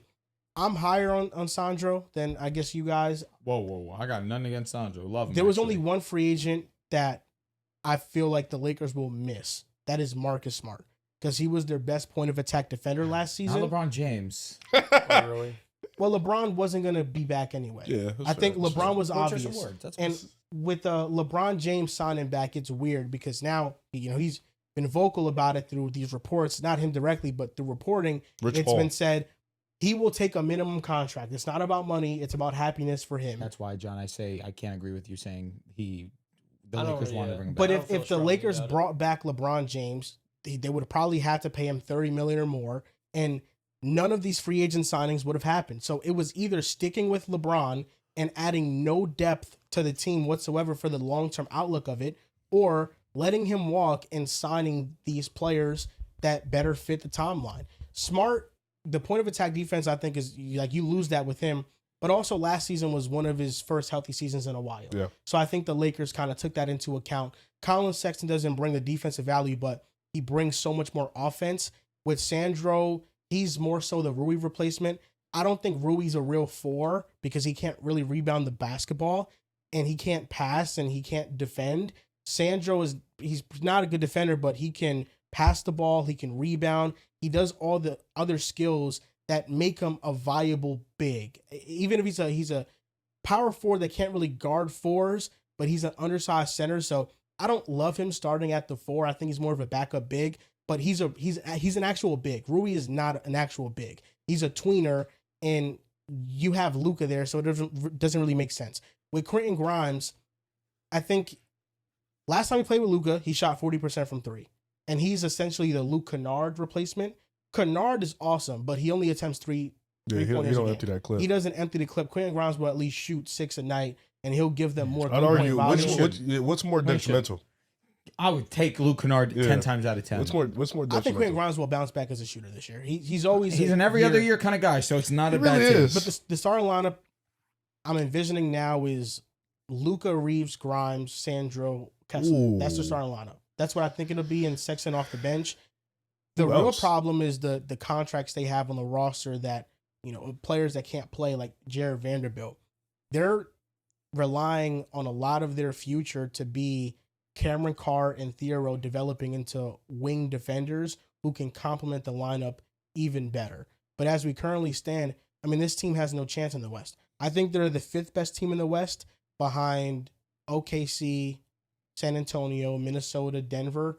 I think the Lakers are clearly the 5th best team, but there's a gap. The offense will keep them in games, but that defense will limit their ceiling, and they're tasking Walker Kessler with a lot of defensive tension that they're going to bleed because they just don't have the personnel to stay in front of anybody. Yeah. So will JJ scheme around that with more zone defenses, more of a funneling system? We'll see. But at the very least, what you can commend the Lakers for doing is they brought in an offense filled with spacing around Luka. So offensively, you're not putting much strain on him. And they're saying, let's maximize this offense all the way.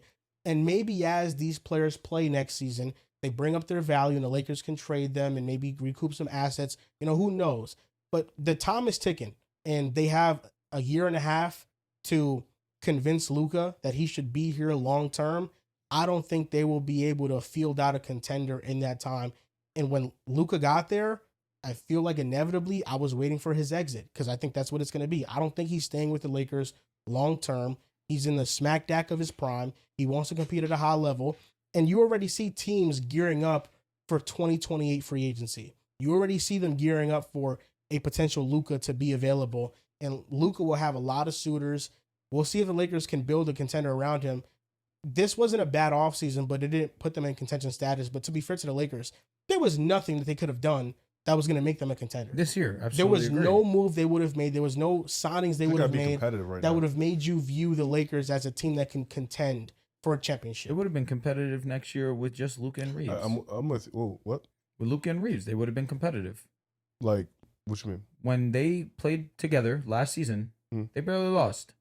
That was Yeah, without LeBron. I feel like the West got better. No, I'm not going to disagree with you, Yeah. but Luka is Luka. End of the That's day. fair. That's fair. I don't disagree. When with he you. plays, we win. Yeah, no, I don't disagree with you. I agree with most of what you said. The one thing I think that gets overlooked in all this is that they did get better defensively. They because did. Walker Kessler is that good of a rim protector. And Quinn Grimes, when he's hitting his threes at a decent clip, bro. he's a good enough shooter to close games. And Luke Kennard wasn't. You couldn't He was play so him with their bad backcourt. last year, man. He can defend well enough, and that's something that's valuable, even if he's being asked to do too much. The Marcus Smart piece, he was only paid $6.5 million by Houston, and that to me was a very, very manageable offer for them to Extend be able to themselves, offer fact. themselves. And I also want to clear up one thing, because Sandro Mamukelashvili is a very good offensive player. I think he's a great reserve.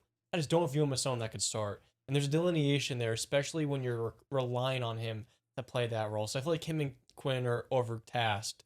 The part for Utah, which I find so interesting, they got the absolute most for Walker Kessler. They sold high. I don't love it for Utah because there's a point of diminishing returns of first-round picks. When you've already set your entire lineup, you have Darren Peterson, Keontae George, Ace Bailey, Lauri Markkanen, Jaren Jackson Jr. For those first-round It's a picks, lot of offense. they could be amazing in 2031 and 2033. I'm not denying that.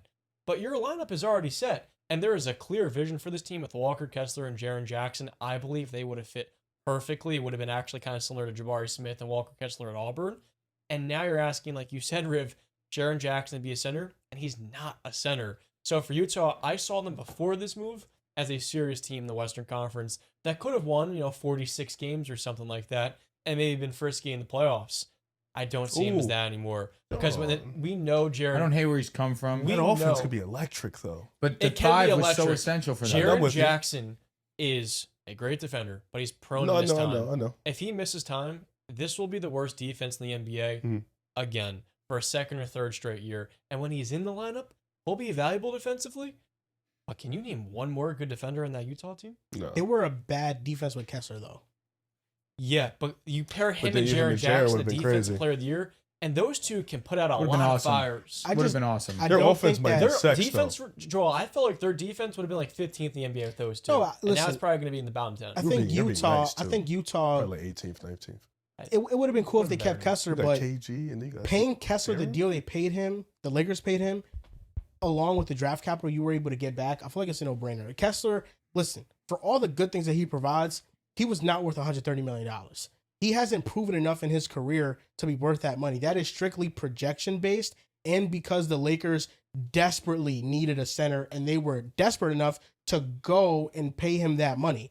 The Jazz essentially said, listen, if you want to pay him that money, you got to give us your picks for the right to pay him. Here's And the. I don't think the Jazz were thrilled with giving him that money either. Probably not. Do you yeah. want to know the only thing that could allow me to feel okay with this?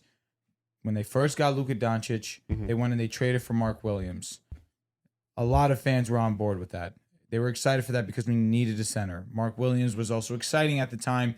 He was averaging, 18 points with the Hornets around Yeah, that. it was pretty good. We went on upside with that. We were excited. We traded the only first round pick that we had to trade at that time to get him. And then we got Kofi and we backed off and we didn't have a center. The only thing that's making this okay with me is that I think that it's a way better fit in Kessler, even though they are doing essentially the same exact thing. Yeah, Mark Will just got paid $12 million per year with the Suns. And given his injury history, I mean, I think it's fair. My whole point is I think with Utah, you can find a $15 to $20 million center that can do most of what Kessler can do. Don't agree whatsoever. Yeah, it's really hard. Mitchell Robinson. And he's He can't also play- missing he half can't of every play- season. He can't Yeah, play but he's a lot of getting paid minutes. half of Kessler. Okay, and you're not going to have him for half of the year. He's probably not going to be available early. What do you mean he played most of the season with the Knicks this past Look year? at the last 2 years. Look at his If career, they're really, starting though. How many Yusuf minutes he Nurkic played at- with you You think guys? they're going to compete 20. with Yusuf Nurkic as their starting center? Yusuf Nurkic. No, I mean, Yusuf Big Nurkic is not a 27? very good player. But I don't think this is He's the the backup. offseason that the Jazz are looking to go all in. I think that they don't even feel like they're close to competing at a high level of a playoff caliber team. That's why I feel like they made this move. Even then, I mean, even having Kessler, it would have been an odd fit. It would have been an odd fit because you have Lauri, Jaren, and Kessler. I think that front court in itself would have been odd. So they chose the least cost-effective way to move on from Kessler while still having Jaren and Lauri. And Darren Peterson, I mean, he projects to be a good defender. So that'll be at least two see. good defenders in the lineup. And Ace Bailey has the tools to be a good defender. He probably won't be this year. At the end of the day, we're going to disagree because I'm just higher on Walker Kessler than most people, which is understandable.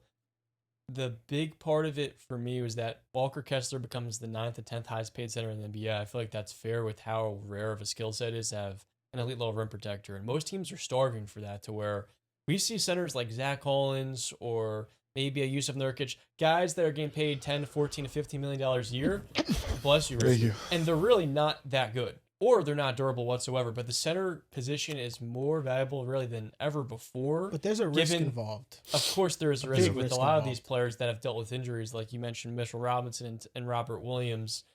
But I just felt like for Utah, they could have been very competitive because of the duality of high-level rim protection. You have a top 2 or 3 defensive front court in the NBA, and then you have, in theory, 2 star-level shot creators and shooting around them. And I'm a big believer in Will Hardy being able to maximize that lineup. And at the end of the day, too, I think it was inevitable that one of those 3 front court players was going to get moved because it was an odd fit. But I feel that right now it feels like an overpay because Walker Kessler played 5 games this last year. I believe by the end of that contract, people will say it's a good deal, especially with the rise in contract value over time. And being a top 10 center in the NBA, to me, I think is more than fair. What about the pick? What about Is he the picks, better than though? Jared Allen? No, I believe he will be better than that contract. But he's not close to being better than him, though. not right Yeah, now. Like right now, He's Jared Allen is close. way He's better. not better than him though. He is close. Way better?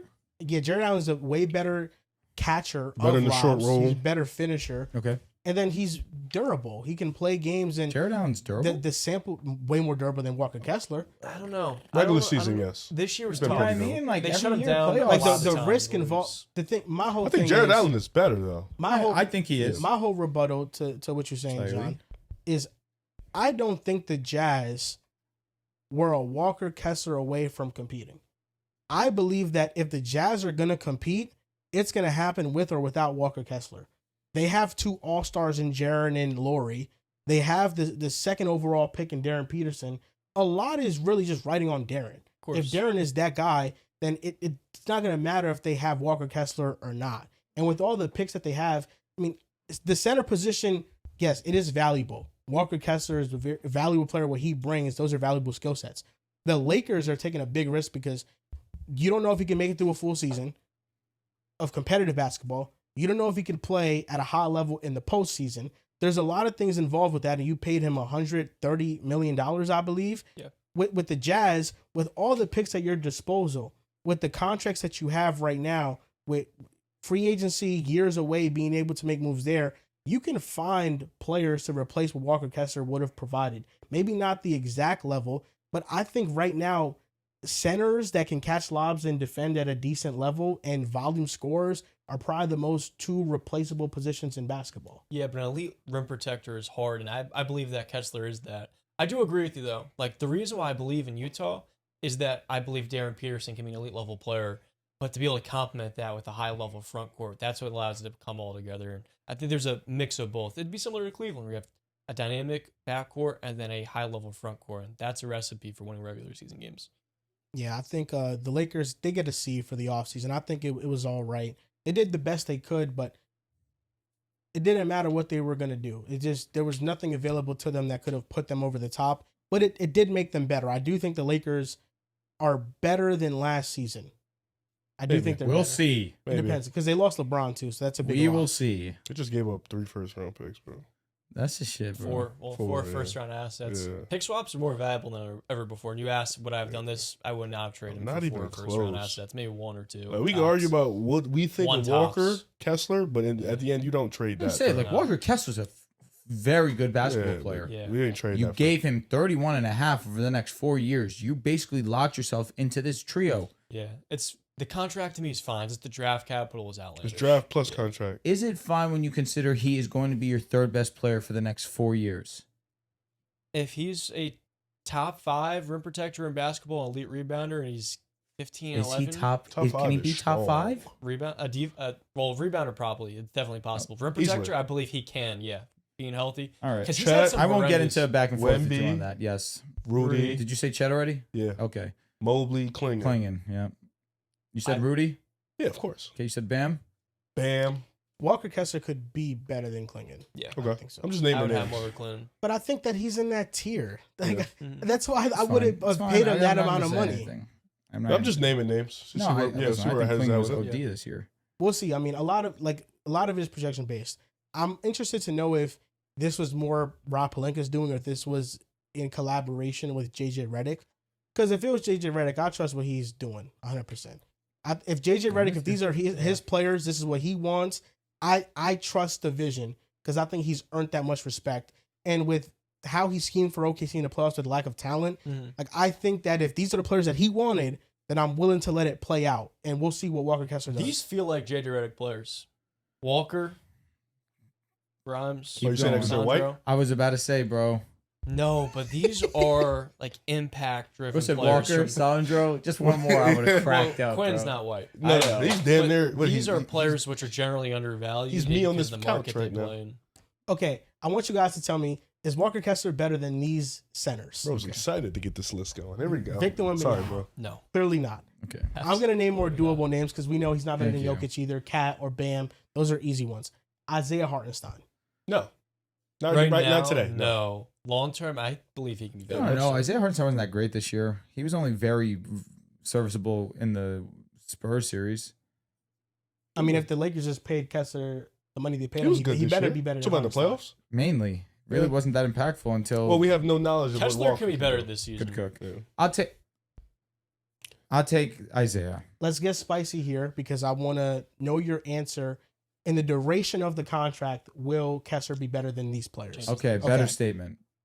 Alperen Şengün. Alperen Şengün. Şengün's a better player, but I'd probably rather have Walker Kessler on my team. I'll go the European. Şengün didn't go out sorry versus the Lakers. I don't want people to get that misconstrued. He started terrible and it ended great. Rudy Gobert. I'm going Rudy. I'm going Rudy. I think he hasn't showed an inch of regression. I'll go with Rudy for the next year or two. Derrick Lively. I'm going Kessler.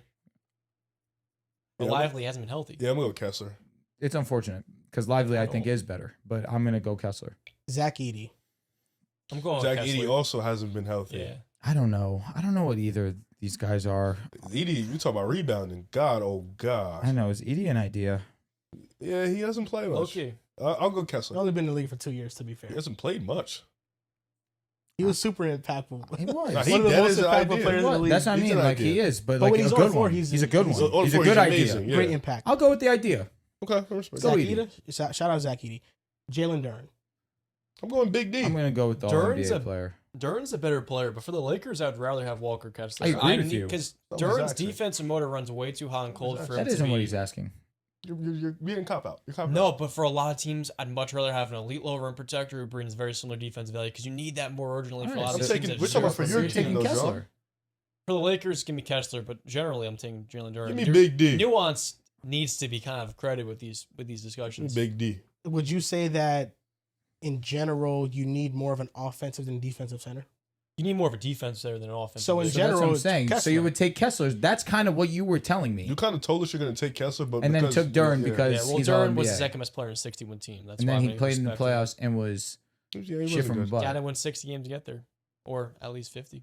Okay, and he was bad in the playoffs. So you're taking Kessler over Duren. Take a Duren. I'm just out of context, man. Okay. Context of why you're taking For the Lakers, Kessler? I thought it was better to go with the draft picks. Okay, Different JJ story. Redick. but Ivica Zubats. Zoo! Big Zoo. Zubats Zoo. for right now. Bam Adebayo. Bammy. Bam. That's Bam 83. Alex Sarr. I'll Alex go with Sarr. Sarr. This one's interesting. Alex Sarr's already shown more in 2 years. On Yeah, and offense? he's missed a lot Defense? of times. I mean, They're easily. shutting him Easily down a little offense. bit. Yeah, Sarr's has Sarr. a little more juice offensively as a passer, connective hub, and Elite shot scorer. blocker. And he's an elite I shot think blocker. Kessler's a better rim protector, though. I agree. Musa Diabate. I love What? Musa. Love Musa, Give me but it's Kessler, Walker. bro. Next player up. This will be the last one. Jared Allen. I'm going Big J. Give me Walker Kessler. I don't hate it. John, I don't. I know it took Hartenstein over Kessler. 'Cause I believe that Hartenstein's a better player than Jared Allen. I also don't think that You Jared think Allen's so? Jared Allen's not an amazing defender. It's close. Like He's- they're in the he's same. decent. They're in the He same. is, but I do exact think that tier. Kessler They're can one be spot apart. elite. Okay. Jared Allen's a much better offensive player than Walker Kessler. Easily. He's just as good of a rebounder. Okay. Like, so he's a sneaky good passer. Yeah. Like, sneaky good. Like, Jared Allen does a lot. Like, he does a lot of good things. Like, you guys would love him on the Lakers because he gives you exactly what you obvious. He gives you what you want Walker Kessler to give you down the road. Mhm. Like, he can do everything offense. Kessler's a better rim protector in my opinion. Yeah.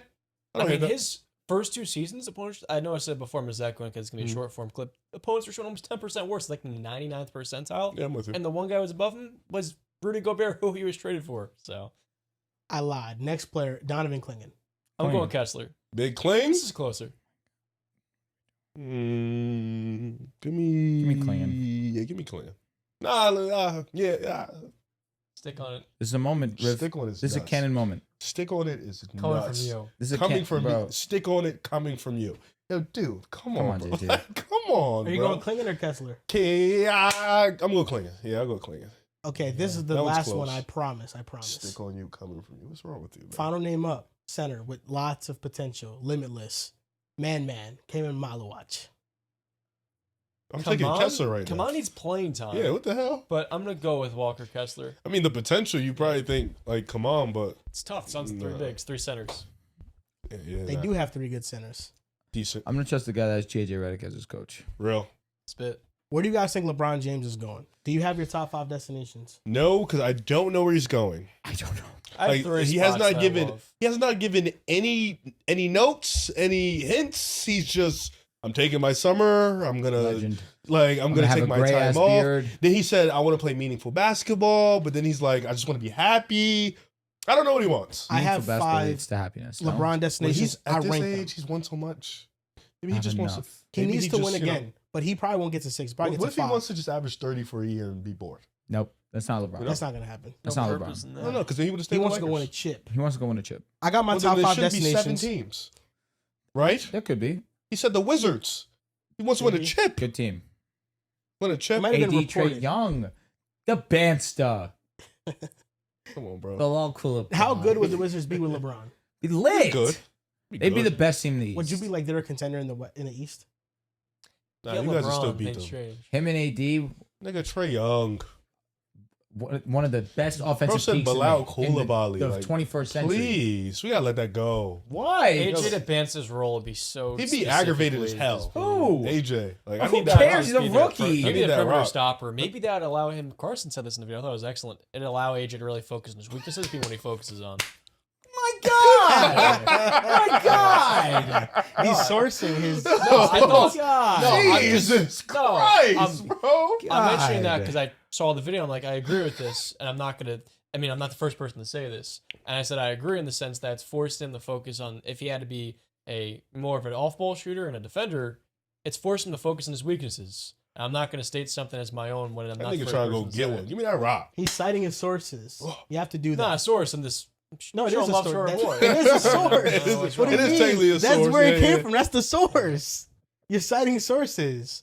That's the same thing when I say something about a statement and Windhorse said it, you know? Yeah, I'm I not don't going say to it's claim. me. I'm I not say going it's to. I'm not Windhorse. going to claim something as my own. I'm joking. Great statement, bro. Shout out to Carson. Love you, babe. Fuck I Carson. ranked the 5 LeBron destinations that I want to see him go to. Right now on Polymarket, 49% chance he goes to the Cleveland I'd Cavaliers. be happy. A lot of people are predicting a homecoming. You can use code PS26 if you want to make your predictions. Deposit $20, get $50. Number 5, I got Cleveland. So I don't have Cleveland at number 1. I have them at 5. I think the story would be amazing, but the lack of defensive personnel and also banking on an older Harden and a Mitchell who can break down. They have injury concerns of their own. I don't think Cleveland would be the best spot for LeBron. Number 4, I'm going with the Minnesota Timberwolves. I think he would fit seamlessly at the 4 spot. That's what they're missing, a starting power forward. The only reason why I don't love it for LeBron is because of LaMelo's uncertainty around his health. Because as easily as this can be a great Western Conference team, LaMelo can also get hurt, and now LeBron is stuck being the number 2 option at 41 years old. So I think Minnesota, it would be awesome because you would help try to bring a chip to Minnesota, and that's what they need. But I think there's a lot of risk involved as well with going to Minnesota. Number 3, I went with Denver.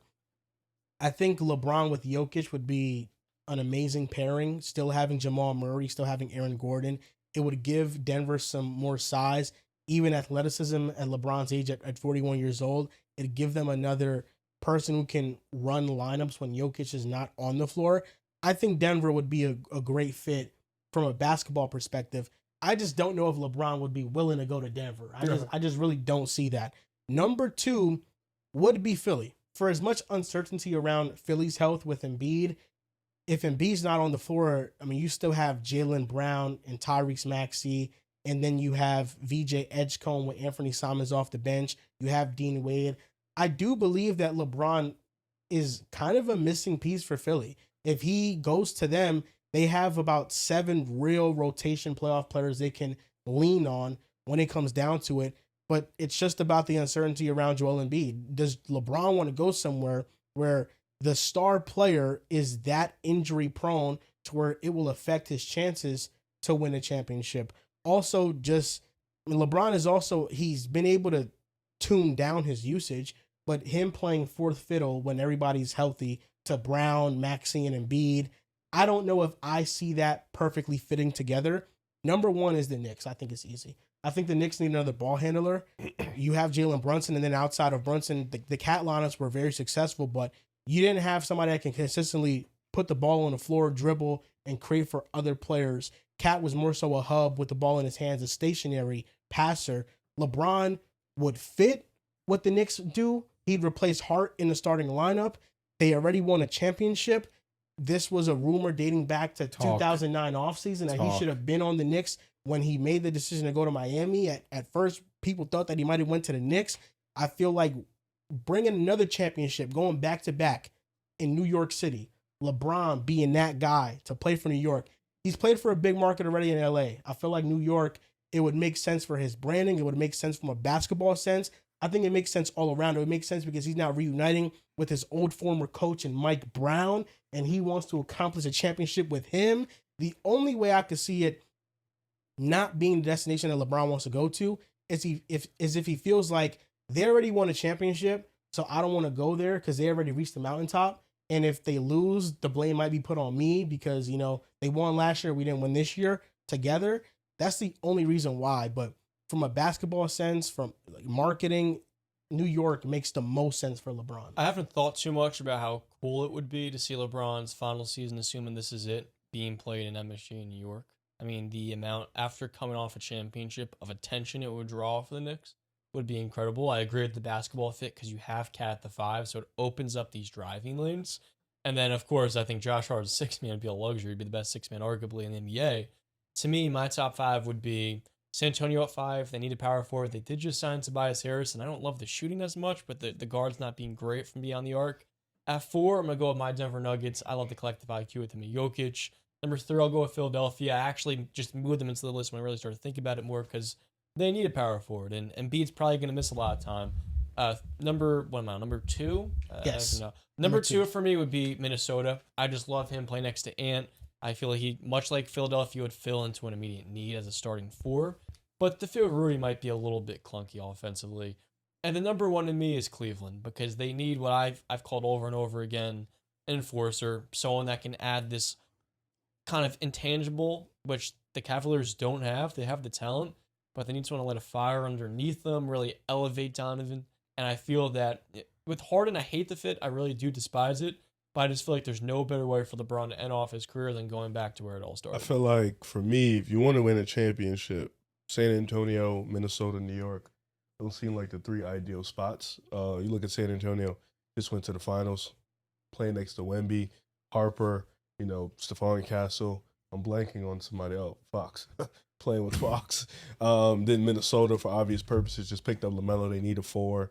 And then New York. But if you're looking for the story point of it, you're looking for the storyline and just what can really just bring it all back to where it started, it's got to be Cleveland, man. I think Cleveland, it may not be the sweetest in terms of winning, obviously, but you started your career there. You ended your career there. How great would it be to be like, all right, what if I come here and change the narrative of Harden and Donovan Mitchell's career and I win a championship with them? Like, that's another legacy moment in itself. So I think, I don't know what he's, like I said before, I don't know what he's thinking. I don't know what's going on. Like, he's not giving no hints. I know Rich Paul is giving inklings of like, oh, this team is interested. He's open to playing anywhere. I don't know what LeBron's thinking, but I do hope he gives us like a wild card surprise pick because that'd be a lot more funner than the normal picks. If you want me to get into the nitty gritty, I already think that San Antonio's out of the picture. After signing Tobias Harris, I feel like they lost their opportunity to bring him in. I just don't know if financially it'll be able to take a minute. But he said he'd take a minimum anywhere. It's a good point. I still am ruling it out. The Spurs also came out and there was a report that said they're good. They're out on they're the good. LeBron That's thing. what I'm saying. So I think that already takes it out. It's unfortunate, but I'm also not gonna lie. I'm happy about it because there are two teams that I've always said I don't want them to be on. It's the Spurs and it's the Warriors. I say that to say my top 5. My 3 you heard on the last show. My number 1 is the New York Knicks. It's just perfect for me. I also think it's perfect for LeBron James. They just are coming off a championship, but Joel, you said it so perfectly. They already won a championship. I do feel like he is a missing piece to the New York Knicks, but I do think that them winning a championship kind of lessens it a little bit because he was going to be the chosen one to go ahead and end the drought. But that was Jaylen Brunson. I think that story is already done. But I do think it gives them the best chance to win. That's why I have them number 1. Number 2 is changing. I'm going to drop Miami to number 3, the Cavaliers to number 4, because number 2 is the Philadelphia 76ers. He's the absolute definition of a missing piece. They don't have a true initiator, a true one. And LeBron James has shown you in his career, he can be the best playmaker in basketball, especially this late into his career. In year 18, in 2020, he led the league in assists. He did it with Anthony Davis alongside. What you're saying is so right, though. You cannot trust the health of Joel Embiid. If you could trust the health of Joel Embiid, I would put this number 1. It's perfect. He just can perfectly fit there as the 1, initiate. Him being the 4, he can do it. He was just third fiddle to Luka and Reeves. He's going to have no problem being fourth fiddle to Maxey, to JB, and to Joel Embiid. He's selfless, especially at this point in his career. He's shown that in LA. I have no doubt he can show that in his next team. Number 3, I am sticking to my guns. I'm going with the Miami Heat. You just brought in Giannis Antetokounmpo alongside Bam Adebayo. You do need another guy to handle the ball. The rest of the roster is thin. They are trying to work around the margins. But there is still strong talent on this team. Plus, the best coach in basketball in Eric Spoelstra. Yeah. Plus, he's back in Miami. Vibes are at an all-time high. That makes a lot of sense. And again, with Giannis, if he's healthy, you're giving yourself a chance to win. Number 4, Cavaliers. Come home. Potentially come out of the East. Give yourself a chance to win. Health also is an issue there. Trustworthiness of players in these big-time situations is also there. Yeah. But you come home. It's easy. And number 5, Minnesota. Missing piece. Need another guy that they need a 4. They need a 3. He can play either. Another guy that can handle the ball. Get Anthony Edwards involved. Get him going. Put him into his spots. LaMelo Ball, obviously, and him. The lobs would be crazy. LeBron is catching lobs last season with Austin Reeves. They still can play out with some pace. Playing third fiddle to them as well. Him next to Rudy Gobert, too. I'm not going to call it exactly similar because obviously Anthony Davis is just a little bit more athletic. But having that backside help of Rudy Gobert, too, because LeBron at this age, not a great defender, constantly getting beat. Just having Rudy there backside, obviously, is going to be huge for them, too. I just think that all 5 of these teams have a chance to compete. The Spurs, obviously, would be incredible. But especially after them coming out with the report saying that they're off of LeBron sweepstakes, it's a bummer. I think that would have been one of the better chances to win, too. But these 5 all give him a chance to win. Just nobody gives him a chance like the Knicks. That's valid. The one team. Oh, what are you about to say? The one thing I didn't think about, I believe the coach really matters. Does? And if he plays for a coach that he previously already has an experience with, like you mentioned Mike Brown or Eric Spoelstra, Tyronn Lue with the Clippers, I believe that's going to play a critical role in this because he's not going to go to a place, I don't believe, where he doesn't know the coach. And so Miami makes sense in that sense. Steve Kerr. He has to know the coach, or I think respect the USA. Yeah. No, we don't need the Warriors. I just can't see him in a Warrior uniform. Same with the Spurs. I want to see him go to a place that has that's why it's the most unlikely destination. Do you want it? Who, me? Just like as a fan of the game. Forget about being a fan of the Warriors. You'd want that? Yeah. Actually, Steph and LeBron, they've been talking about it they have. the last couple Why don't years. they make it happen somewhere else? I'm bugging? Yeah, now Steph got to continue They that. both got to get out. Why don't they both go to Miami? Steph can't leave. Vibe out. We didn't mention this team because I feel like nobody's thinking of this team, and I think it's unlikely it happens. But LeBron in Indiana is a perfect fit. I think LeBron in Indiana with Halliburton, with Siakam, with Zubac. Sunset as a Pacer fan be nuts. Like I think Indiana. I mean, talk about Halliburton and LeBron, 2 of the best passers in the league. The way they want to play, the style of basketball they play in. I mean, I think in terms of just stylistically, they have the perfect offensive system that I also think would be fun for a 41-year-old LeBron. to play in because the synergy is already there. I feel like with Minnesota, you kind of need to see where you fit in with LaMelo dominating the ball and stuff like that. I feel like with Indiana, they have a ready-made team to compete for a championship, and it'd be the first championship that they'd win in their franchise's history. So that might add a little bit more of an incentive. Because even though I love the New York spot the most, the thing that I can't get past is LeBron actually going to join the defending champs? No, he's not. Is that going to, I think LeBron has too much pride to join them. I think he has too much pride to join Golden State or a team like Boston. So it has to be a team that he really feels as if he goes there, it is not only a great basketball fit, but it boosts his legacy as well. I'm telling you, it's the Sixers. The Sixers make too much sense. Too much sense. They just made a power move in JB. They need a guy that can handle the ball and facilitate an offense. It's literally LeBron. And they've won nothing. Before, it's been what? Since 80. The 80s? It's been a long time. They won with Moses, I'm sure. They had to have. Since 83. It's been a long time. Do you guys think the Spurs got better? They signed Tobias. They drafted Tyrese Free Jr., Jaden Quintance. I mean, they didn't get worse. Yeah, they didn't. They didn't get worse. Do you and feel that's like this improved their chances to win the title next year? I mean, keeps them in the race. Tobias is a good player for them. I like what they did in the draft, getting 2 backup centers, and that's going to help them in the non-1B minutes. And Tobias was a good addition. The way he played in the postseason, I thought he would go back to Detroit. And if you're getting a glimpse of that with the shooting that he can bring, when he's not reluctant, but he's firing them away, that can be a really nice addition for them at the 4. Yo, Pistons have been terrible, bro. How so? This offseason, what have they done? I don't love any of their moves. Isaiah Joe, Herder, Duran is probably coming back, John Collins. Trading beef. Duran doesn't come back. What's going on? That's what I'm saying. Wait, us losing Tobias makes it But Tobias was horrible? your second most reliable offensive player You for traded 7 games.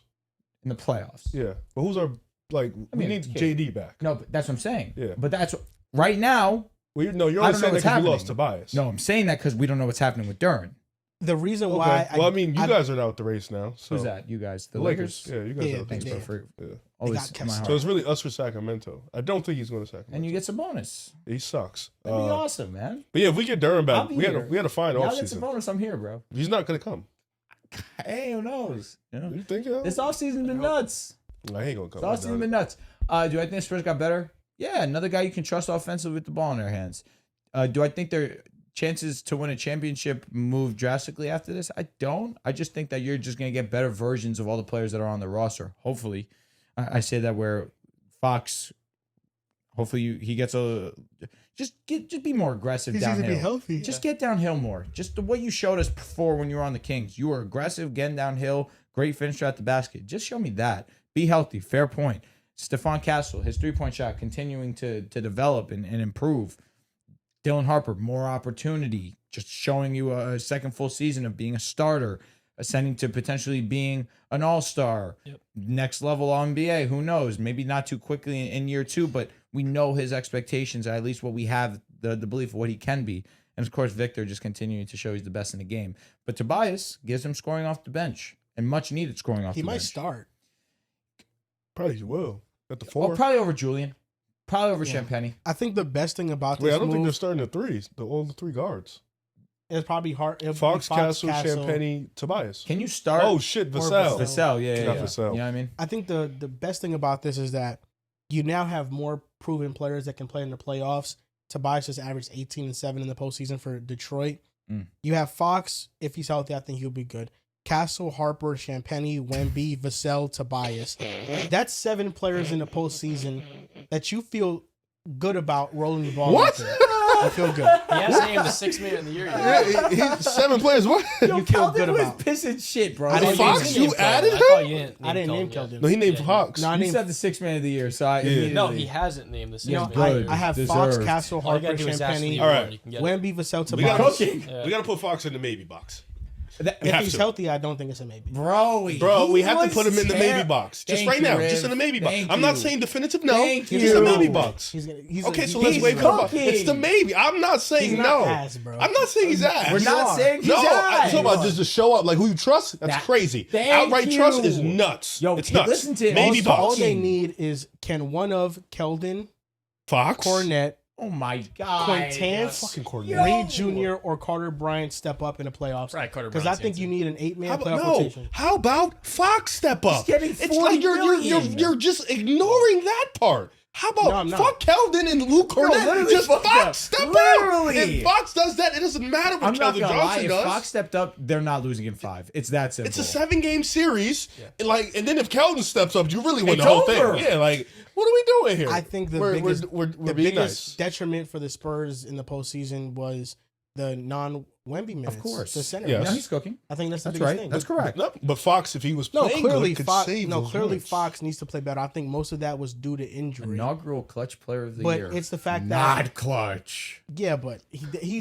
did that like 4 years ago. It wasn't. I'm even just recently. saying inaugural. Like So we it's just have something that happened. we don't know if we could trust him. That was 4 If years he's ago. That's healthy, all I'm if he's healthy, saying. I think he's That's fine. 4 years ago. I had heads calling me the dumbest person on earth for saying that, Riv. So thank you. No, He also played with 2 sprained ankles. fair, bro. fair. Agreed. It's gonna ruin your ability Sprained to drive ankles. to the ball. Does it affect your brain? It's He gonna. did make bonehead dumbass Yes, it decisions. Does can. it? I'm asking. What? Yes, it What? can. It can. No. Yeah, tell a nurse pain, that. Yeah. Pain can affect your brain. Tell a nurse that. Yeah, No, I'm bro. sure. Yeah. I'm sorry. If you're constantly feeling pain in your ankles, it's not gonna affect how you play. No, bro. Yeah, no. You're That's- right. I have It's not pain in gonna my feign ankles. your I'm gonna mindset. go up on OG Anunoby. Bad ankles and all. Bad ankles. I'm Bad gonna an- go up and then risk falling down and getting injured too. I got fouled. Like, he's made that shot 100 times out of 100 Why are times. in you his taking life. it? Triple it out. 4 Game's years ago. over. Nah, he's in the maybe box. The for game's me. not over. He still got to hit 2 free throws. He thought at that moment a layup was more of a sure thing I'm than sure 2 free he did throws. think that dumb shit. It's It's a not shame. a terrible decision. It'd be point Fox guards. has become Like, a- No, it's a horrible Yeah, decision. no, it's all. It's he would horrible. He would have dribbled it out, and OG would have fouled him a second later. Okay. nah, Joel, and- you dribble that out. You dribble that out. You have to. You dribble It's that a out. 1-point game as opposed to 2, and a tip-in doesn't lose you the game. Coach is fuming on the sideline if you do some Yeah, shit but like we're that. saying this because Fox missed Nah, it. Mitch Correct? Johnson's loving whatever he's doing. No! He's playing like Fox dog Shouldn't missed have shit. gone up. A layup versus 2 free throws. You're What's in easier? transition. Joel. OG is behind you. Joel. It was- You Every- look Joel. back. At every- he looks Joel. back.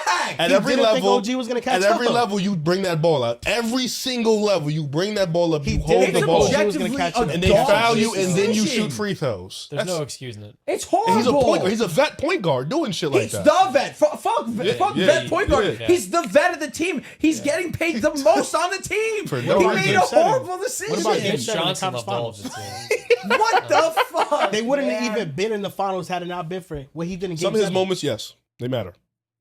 I'm just saying, if he's healthy, I don't question that he'll be a good player. No, I don't. Bro. De'Aaron's become the national meme. Anytime I look at Twitter and it's a World Cup player choke, it's a De'Aaron Fox cut That's off on him. brutal. But people forget he was hurt.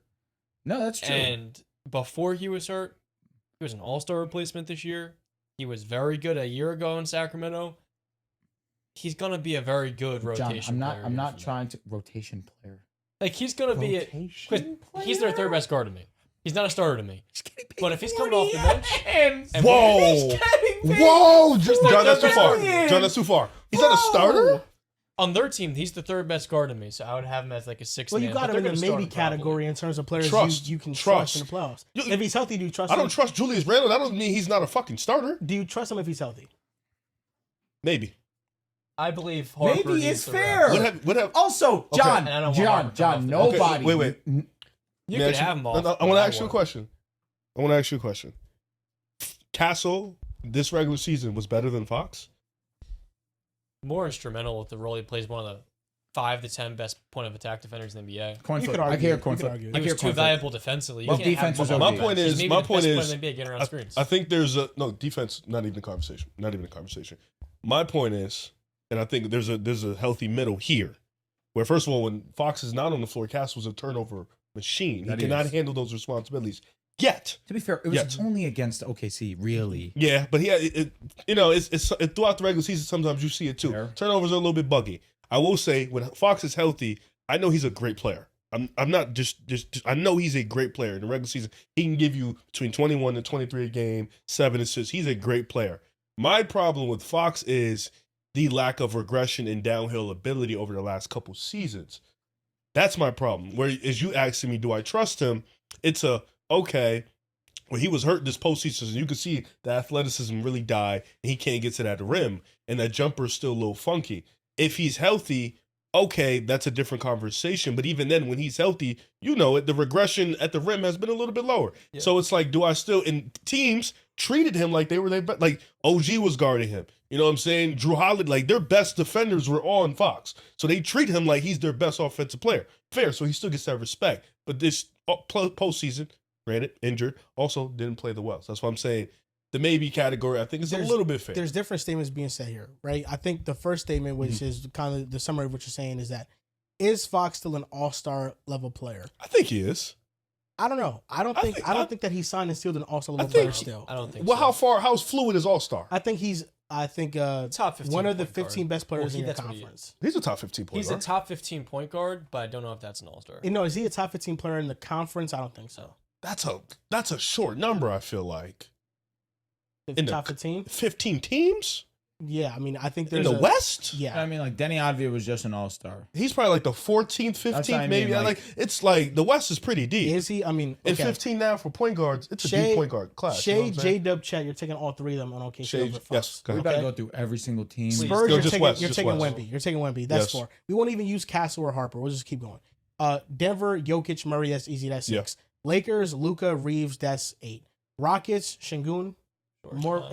That's a conversation, but Okay, I'll say Let's this, just Reeves put and KD. Fox in the same class. I think so too, Let's but just keep put going. KD. Oh, Yeah. Reeves and Fox in the same class? yeah. Really? Okay.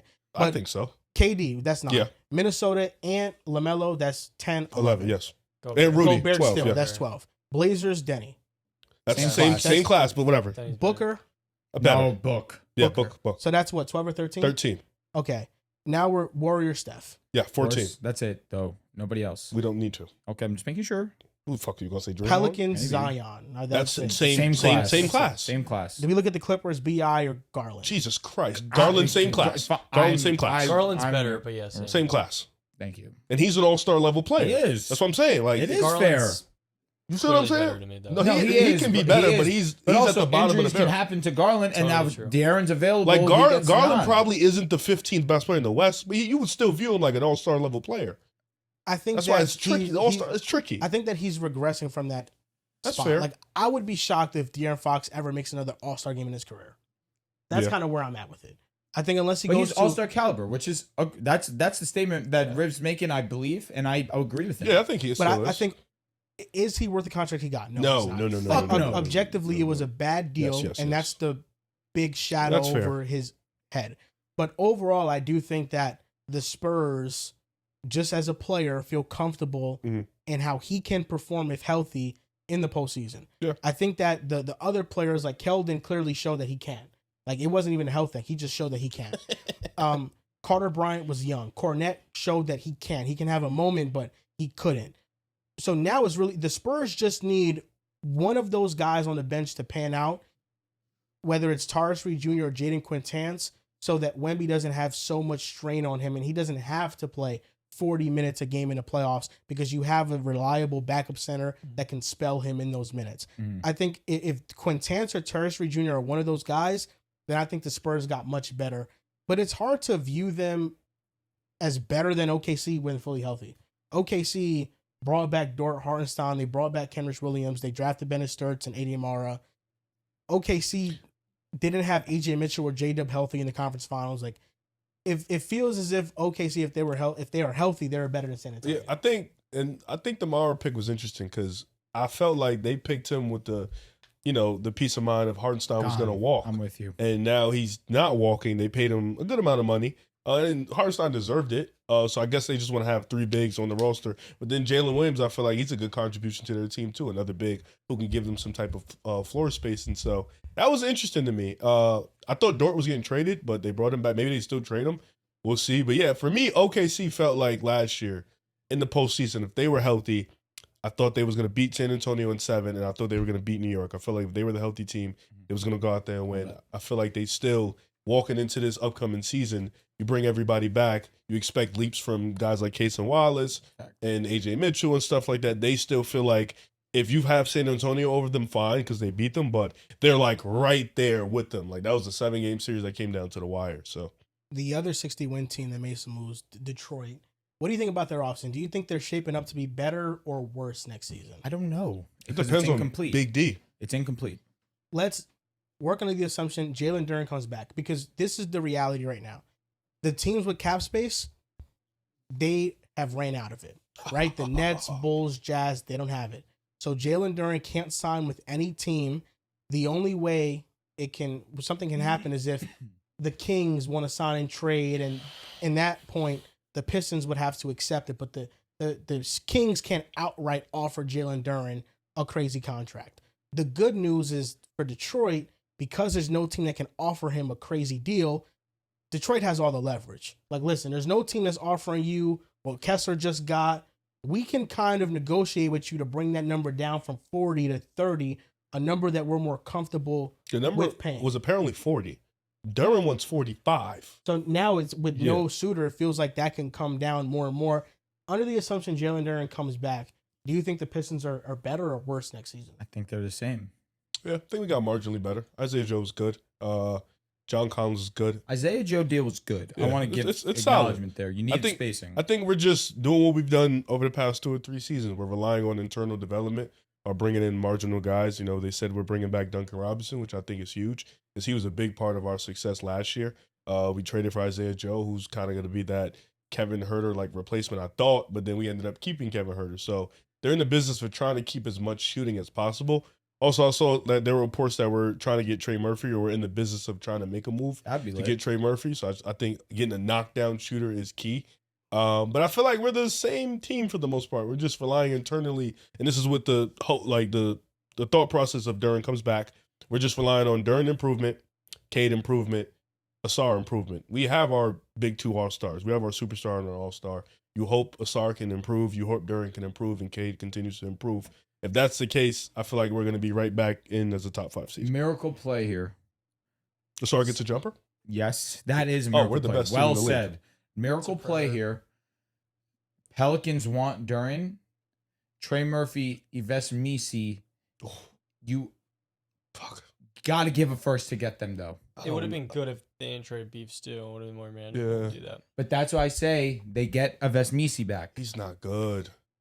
My big thing with the but Pistons, at least you get a center in return. Yeah, at least you get somebody to replace Sure. Duren. My big thing with the Pistons is that what was their downfall in the postseason, I don't think has been fixed. Agreed. They improved their shooting, but you need another person who can score the ball and go get a bucket. And you lost Tobias, which I understand isn't this end all be all. But he was the best he guy was your outside second Cade. reliable option. Yeah, I'm with you. As of right now, they're the 8th best team in the East to me, where it all stands. They're very low on the East to me. 7 better? Yes. Okay, Celtics? 7 better. The Knicks are number 1. Okay, so the I got Sixers. the Pacers are number 2. I'm going to go in the order of I have the teams. All right, sounds good. The Knicks and Pacers are 1 and 2. I think the Pacers, when healthy, are better than Detroit. They've made the finals run, and I just think they have more players that. Before you continue, are you implying win more regular season games or just better? They're just better. Okay, I just think like overall, like in a playoff setting, these teams I like more than Detroit. Philadelphia, when they're healthy, of course, with Embiid. But I think even without Embiid, Jaylen Brown now gives them a much higher floor, and while also raising their ceiling. I think Boston also is better, even though they lost Jaylen Brown, getting back Paul George, fitting their style better. I think Miami with Giannis and Bam, the moves they made around them, I think bringing back Andrew Wiggins was huge. Tim Hardaway Jr. to be a 3-point shooter for them, and Davion Mitchell. Their foundation is going to be defense. I think they're going to be an elite defense. But the difference between them and Detroit, and we talked about this in the playoffs, but Detroit has Asar Thompson, who's an elite defender, and Cade is a good defender.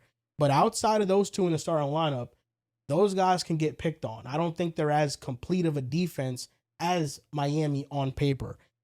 Then I have the Toronto Raptors getting Kawhi Leonard, pairing him with Scotty Barnes. Then I have the Cleveland Cavaliers. And then I have Detroit at 8. I don't hate it. It's outside. I don't hate it. The biggest loss to me was Isaiah Stewart. He was one of the best reserves in basketball last year and their second best defender to me. Losing him, I feel, is going to be pretty instrumental because that was quality depth.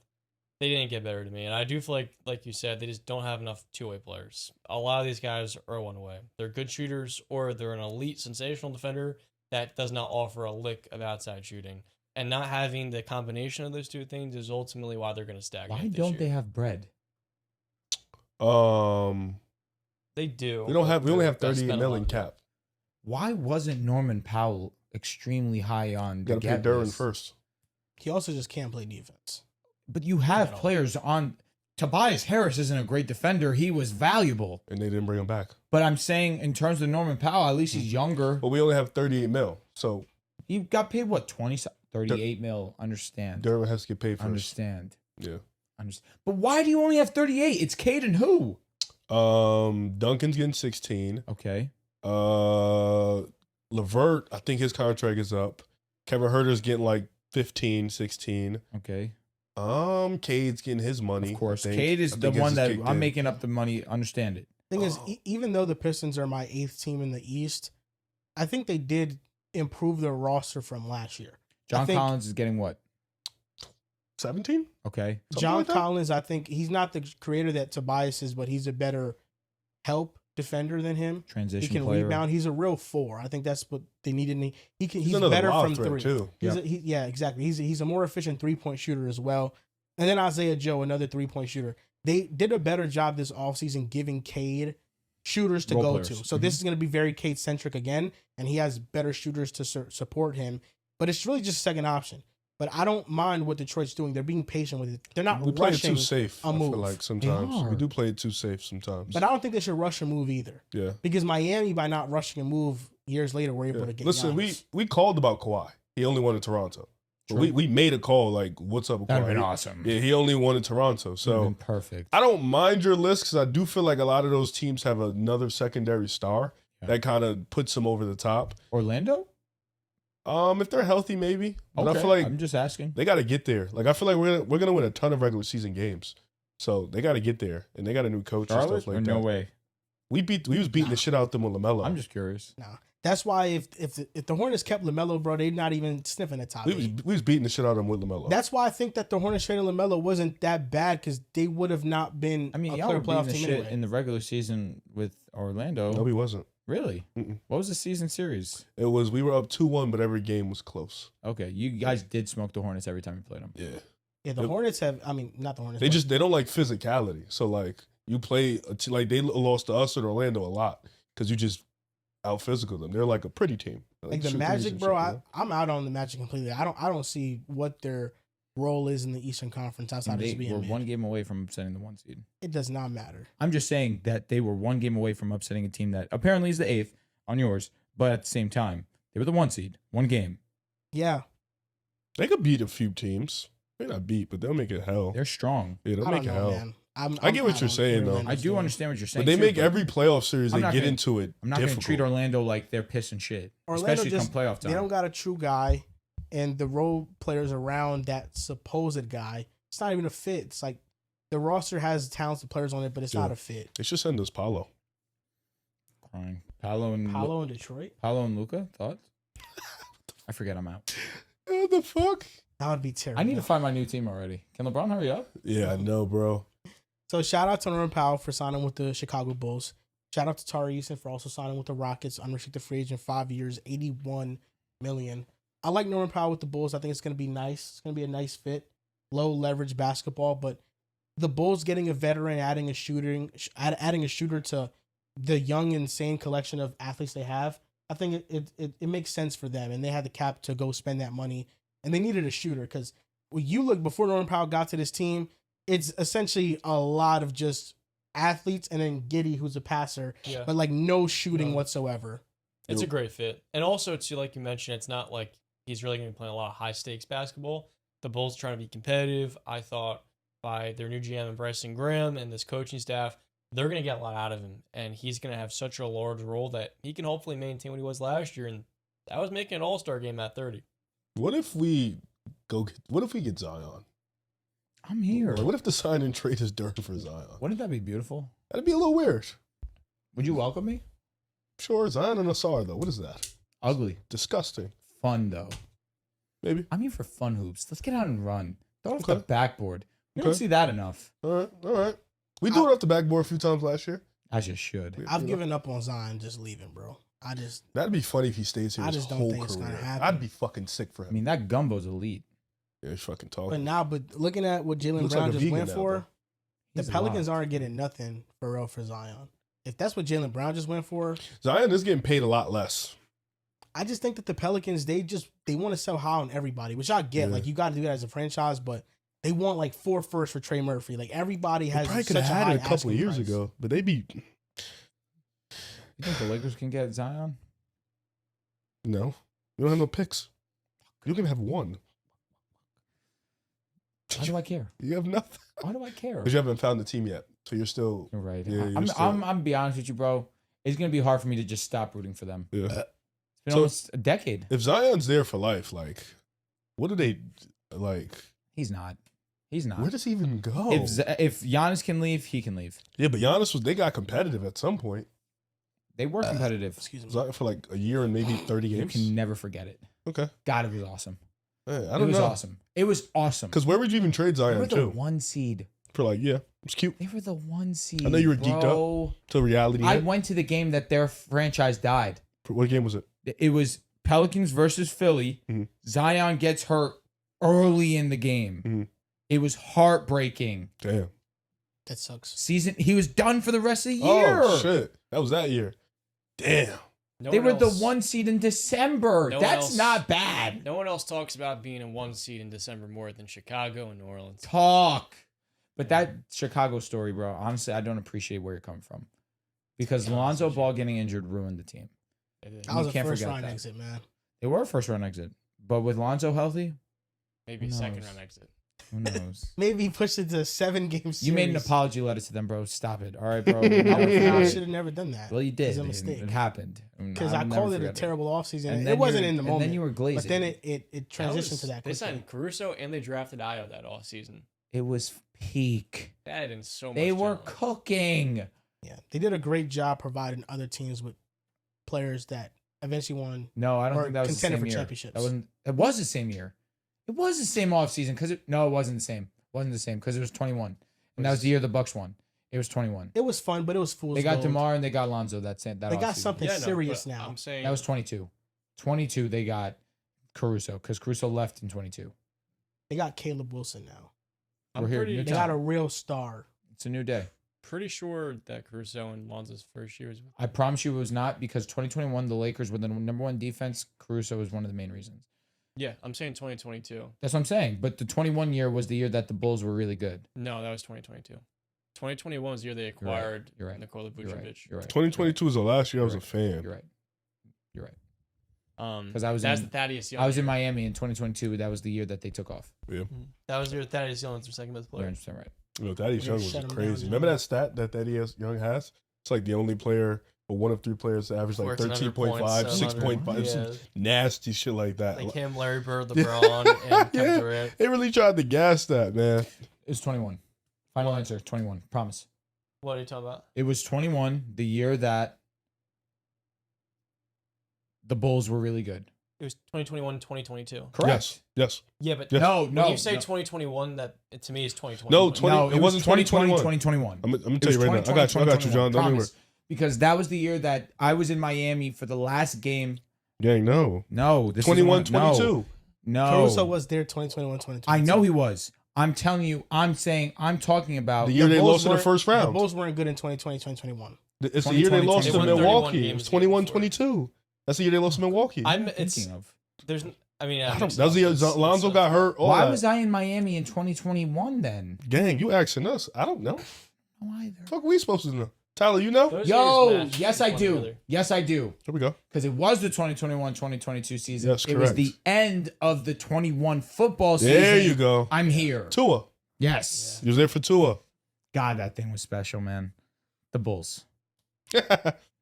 It In Miami for a point in time. was lit. It didn't last, but It didn't. sometimes you live for those moments. You, You know? do. You know, Jets fans would kill for that shit. You never man. get it back. Jets. Jets fans would kill for that shit. I'd rather have the 2010 AFC Championship appearance. I agree with you. 2009. Of course, you know, you barely had pubes, but That's I bet peak. it was lit. I'd rather have his Magic season 2015. Bullshit. No, it's not bullshit. Bullshit. No, Brandon You Marshall. gagged the Decker. postseason. No, we did. To Rex Ryan, which made it more Yeah, brutal. bro. Like, let's be serious. But still, I mean, come on, man. But I'd rather Dolphins- lead the league in yards, make the playoffs. I wouldn't. Absolutely. I wouldn't. I wouldn't, honestly. All that came with, man, it Yo. came with a lot of different things, man. My God. difference. Wrap it Shout up. out to Tua, though. Wrap it up. He's a good player. Yeah, wrap it up. What you said, What you told me earlier? What did you say? Come What on, are you Jesse. talking You about? said some freaky shit to me earlier. Are you a freak, John? Yes, you did. Stick bro. it in. He said, "Stick to me." I said like Come. I He said like, something. stick to it. So Stick John, now to that it. we're I'm at the coming end for of you. the show, Some wrist. I didn't say that. Some back to back. That was John, so crazy. now that we're at the end of the show, who started it, man? You can be honest, John. What are you Just talking say, about? like, Who- was who it me or ticked you off? Dells? Who Who ticked really you got off? you? Who got One. you, man? Last podcast you were on, man. Who really got to you, man? You can just What, be real, what was bro. the final straw? If it was me, bro. But if it was Dells, I really know in my heart it was Dells. I'm not gonna lie. Don't think I've thought about this nearly as much as you are. I agree with you. Probably not. No, you definitely haven't. I We've believe thought you. about this a ton. We have. We are. We have If I thought about lose it. my train of thought, I'm not really thinking about that. I don't understand what you guys are Who saying. was the person that made you lose your train of thought? That's the question that I think I would like to know. Probably both of y'all, I guess, if you're both Oh, laughing. Fuck. It's a 50-50 Yeah. blame That's split. that blew mine. Yeah. Fuck. Dels took the brunt of it. Del said it was his fault. He said he was laughing in your face. He apologizes. Yeah, I don't know. You don't have to apologize. I don't Putting really me with care. that fucking asshole, man. Now I'm sick. Well, it seemed like you cared in the moment. What you mean? Now You you're really being a cared. dickhead. It'd be him, bro. You be letting him get a pass You too do much. let this You need to start fucking attacking guy him. off the hook. Bro, he said he ain't care. I Shut saw that he up. cared. He's such a gaslighter, bro. He is gaslighting. He's a rage baiter and a crazy. gaslighter. Not you. I was the only person letting you talk, bro. Shut I was getting you up. undivided attention. Tyler, what are your thoughts on this? There matter? we go. Who do you think started it? I think it was Joel. Yes. Just because Joel couldn't contain it, and then it kind of spiraled into Drew not containing it as well. That's what it is. Reality. Dell's loss is cool, and I lost it. But I'm a professional. I was keeping it together. And that's why you're sitting there, because Dels is on the one podcast game suspension. That's why funny you're as there. shit. No shot. Dels was not allowed to Yo, come how was back. Love Island? I'm dying. Last night. No, Oh, today's no Thursday. episode. Yeah. Last episode before, Crazy. peak. Peak. Peak. Shit. I'm thinking about calling out of work just to watch. Enough. Huh? Enough with the call out of work Sorry. stuff. We're sick of that. That's going to do it for episode 590 of the Pick a Side podcast. You guys can follow us on Twitter at Pick a Side Pod, on Instagram and TikTok at Pick a Side Podcast. Make sure, if you want to make your prediction on Polymarket, use code PAS26. Deposit $20, get Get $50. Make your predictions. Maybe you know where LeBron James is going and you want to predict Please on tell that. me. Thank you for watching. We'll see you guys next time.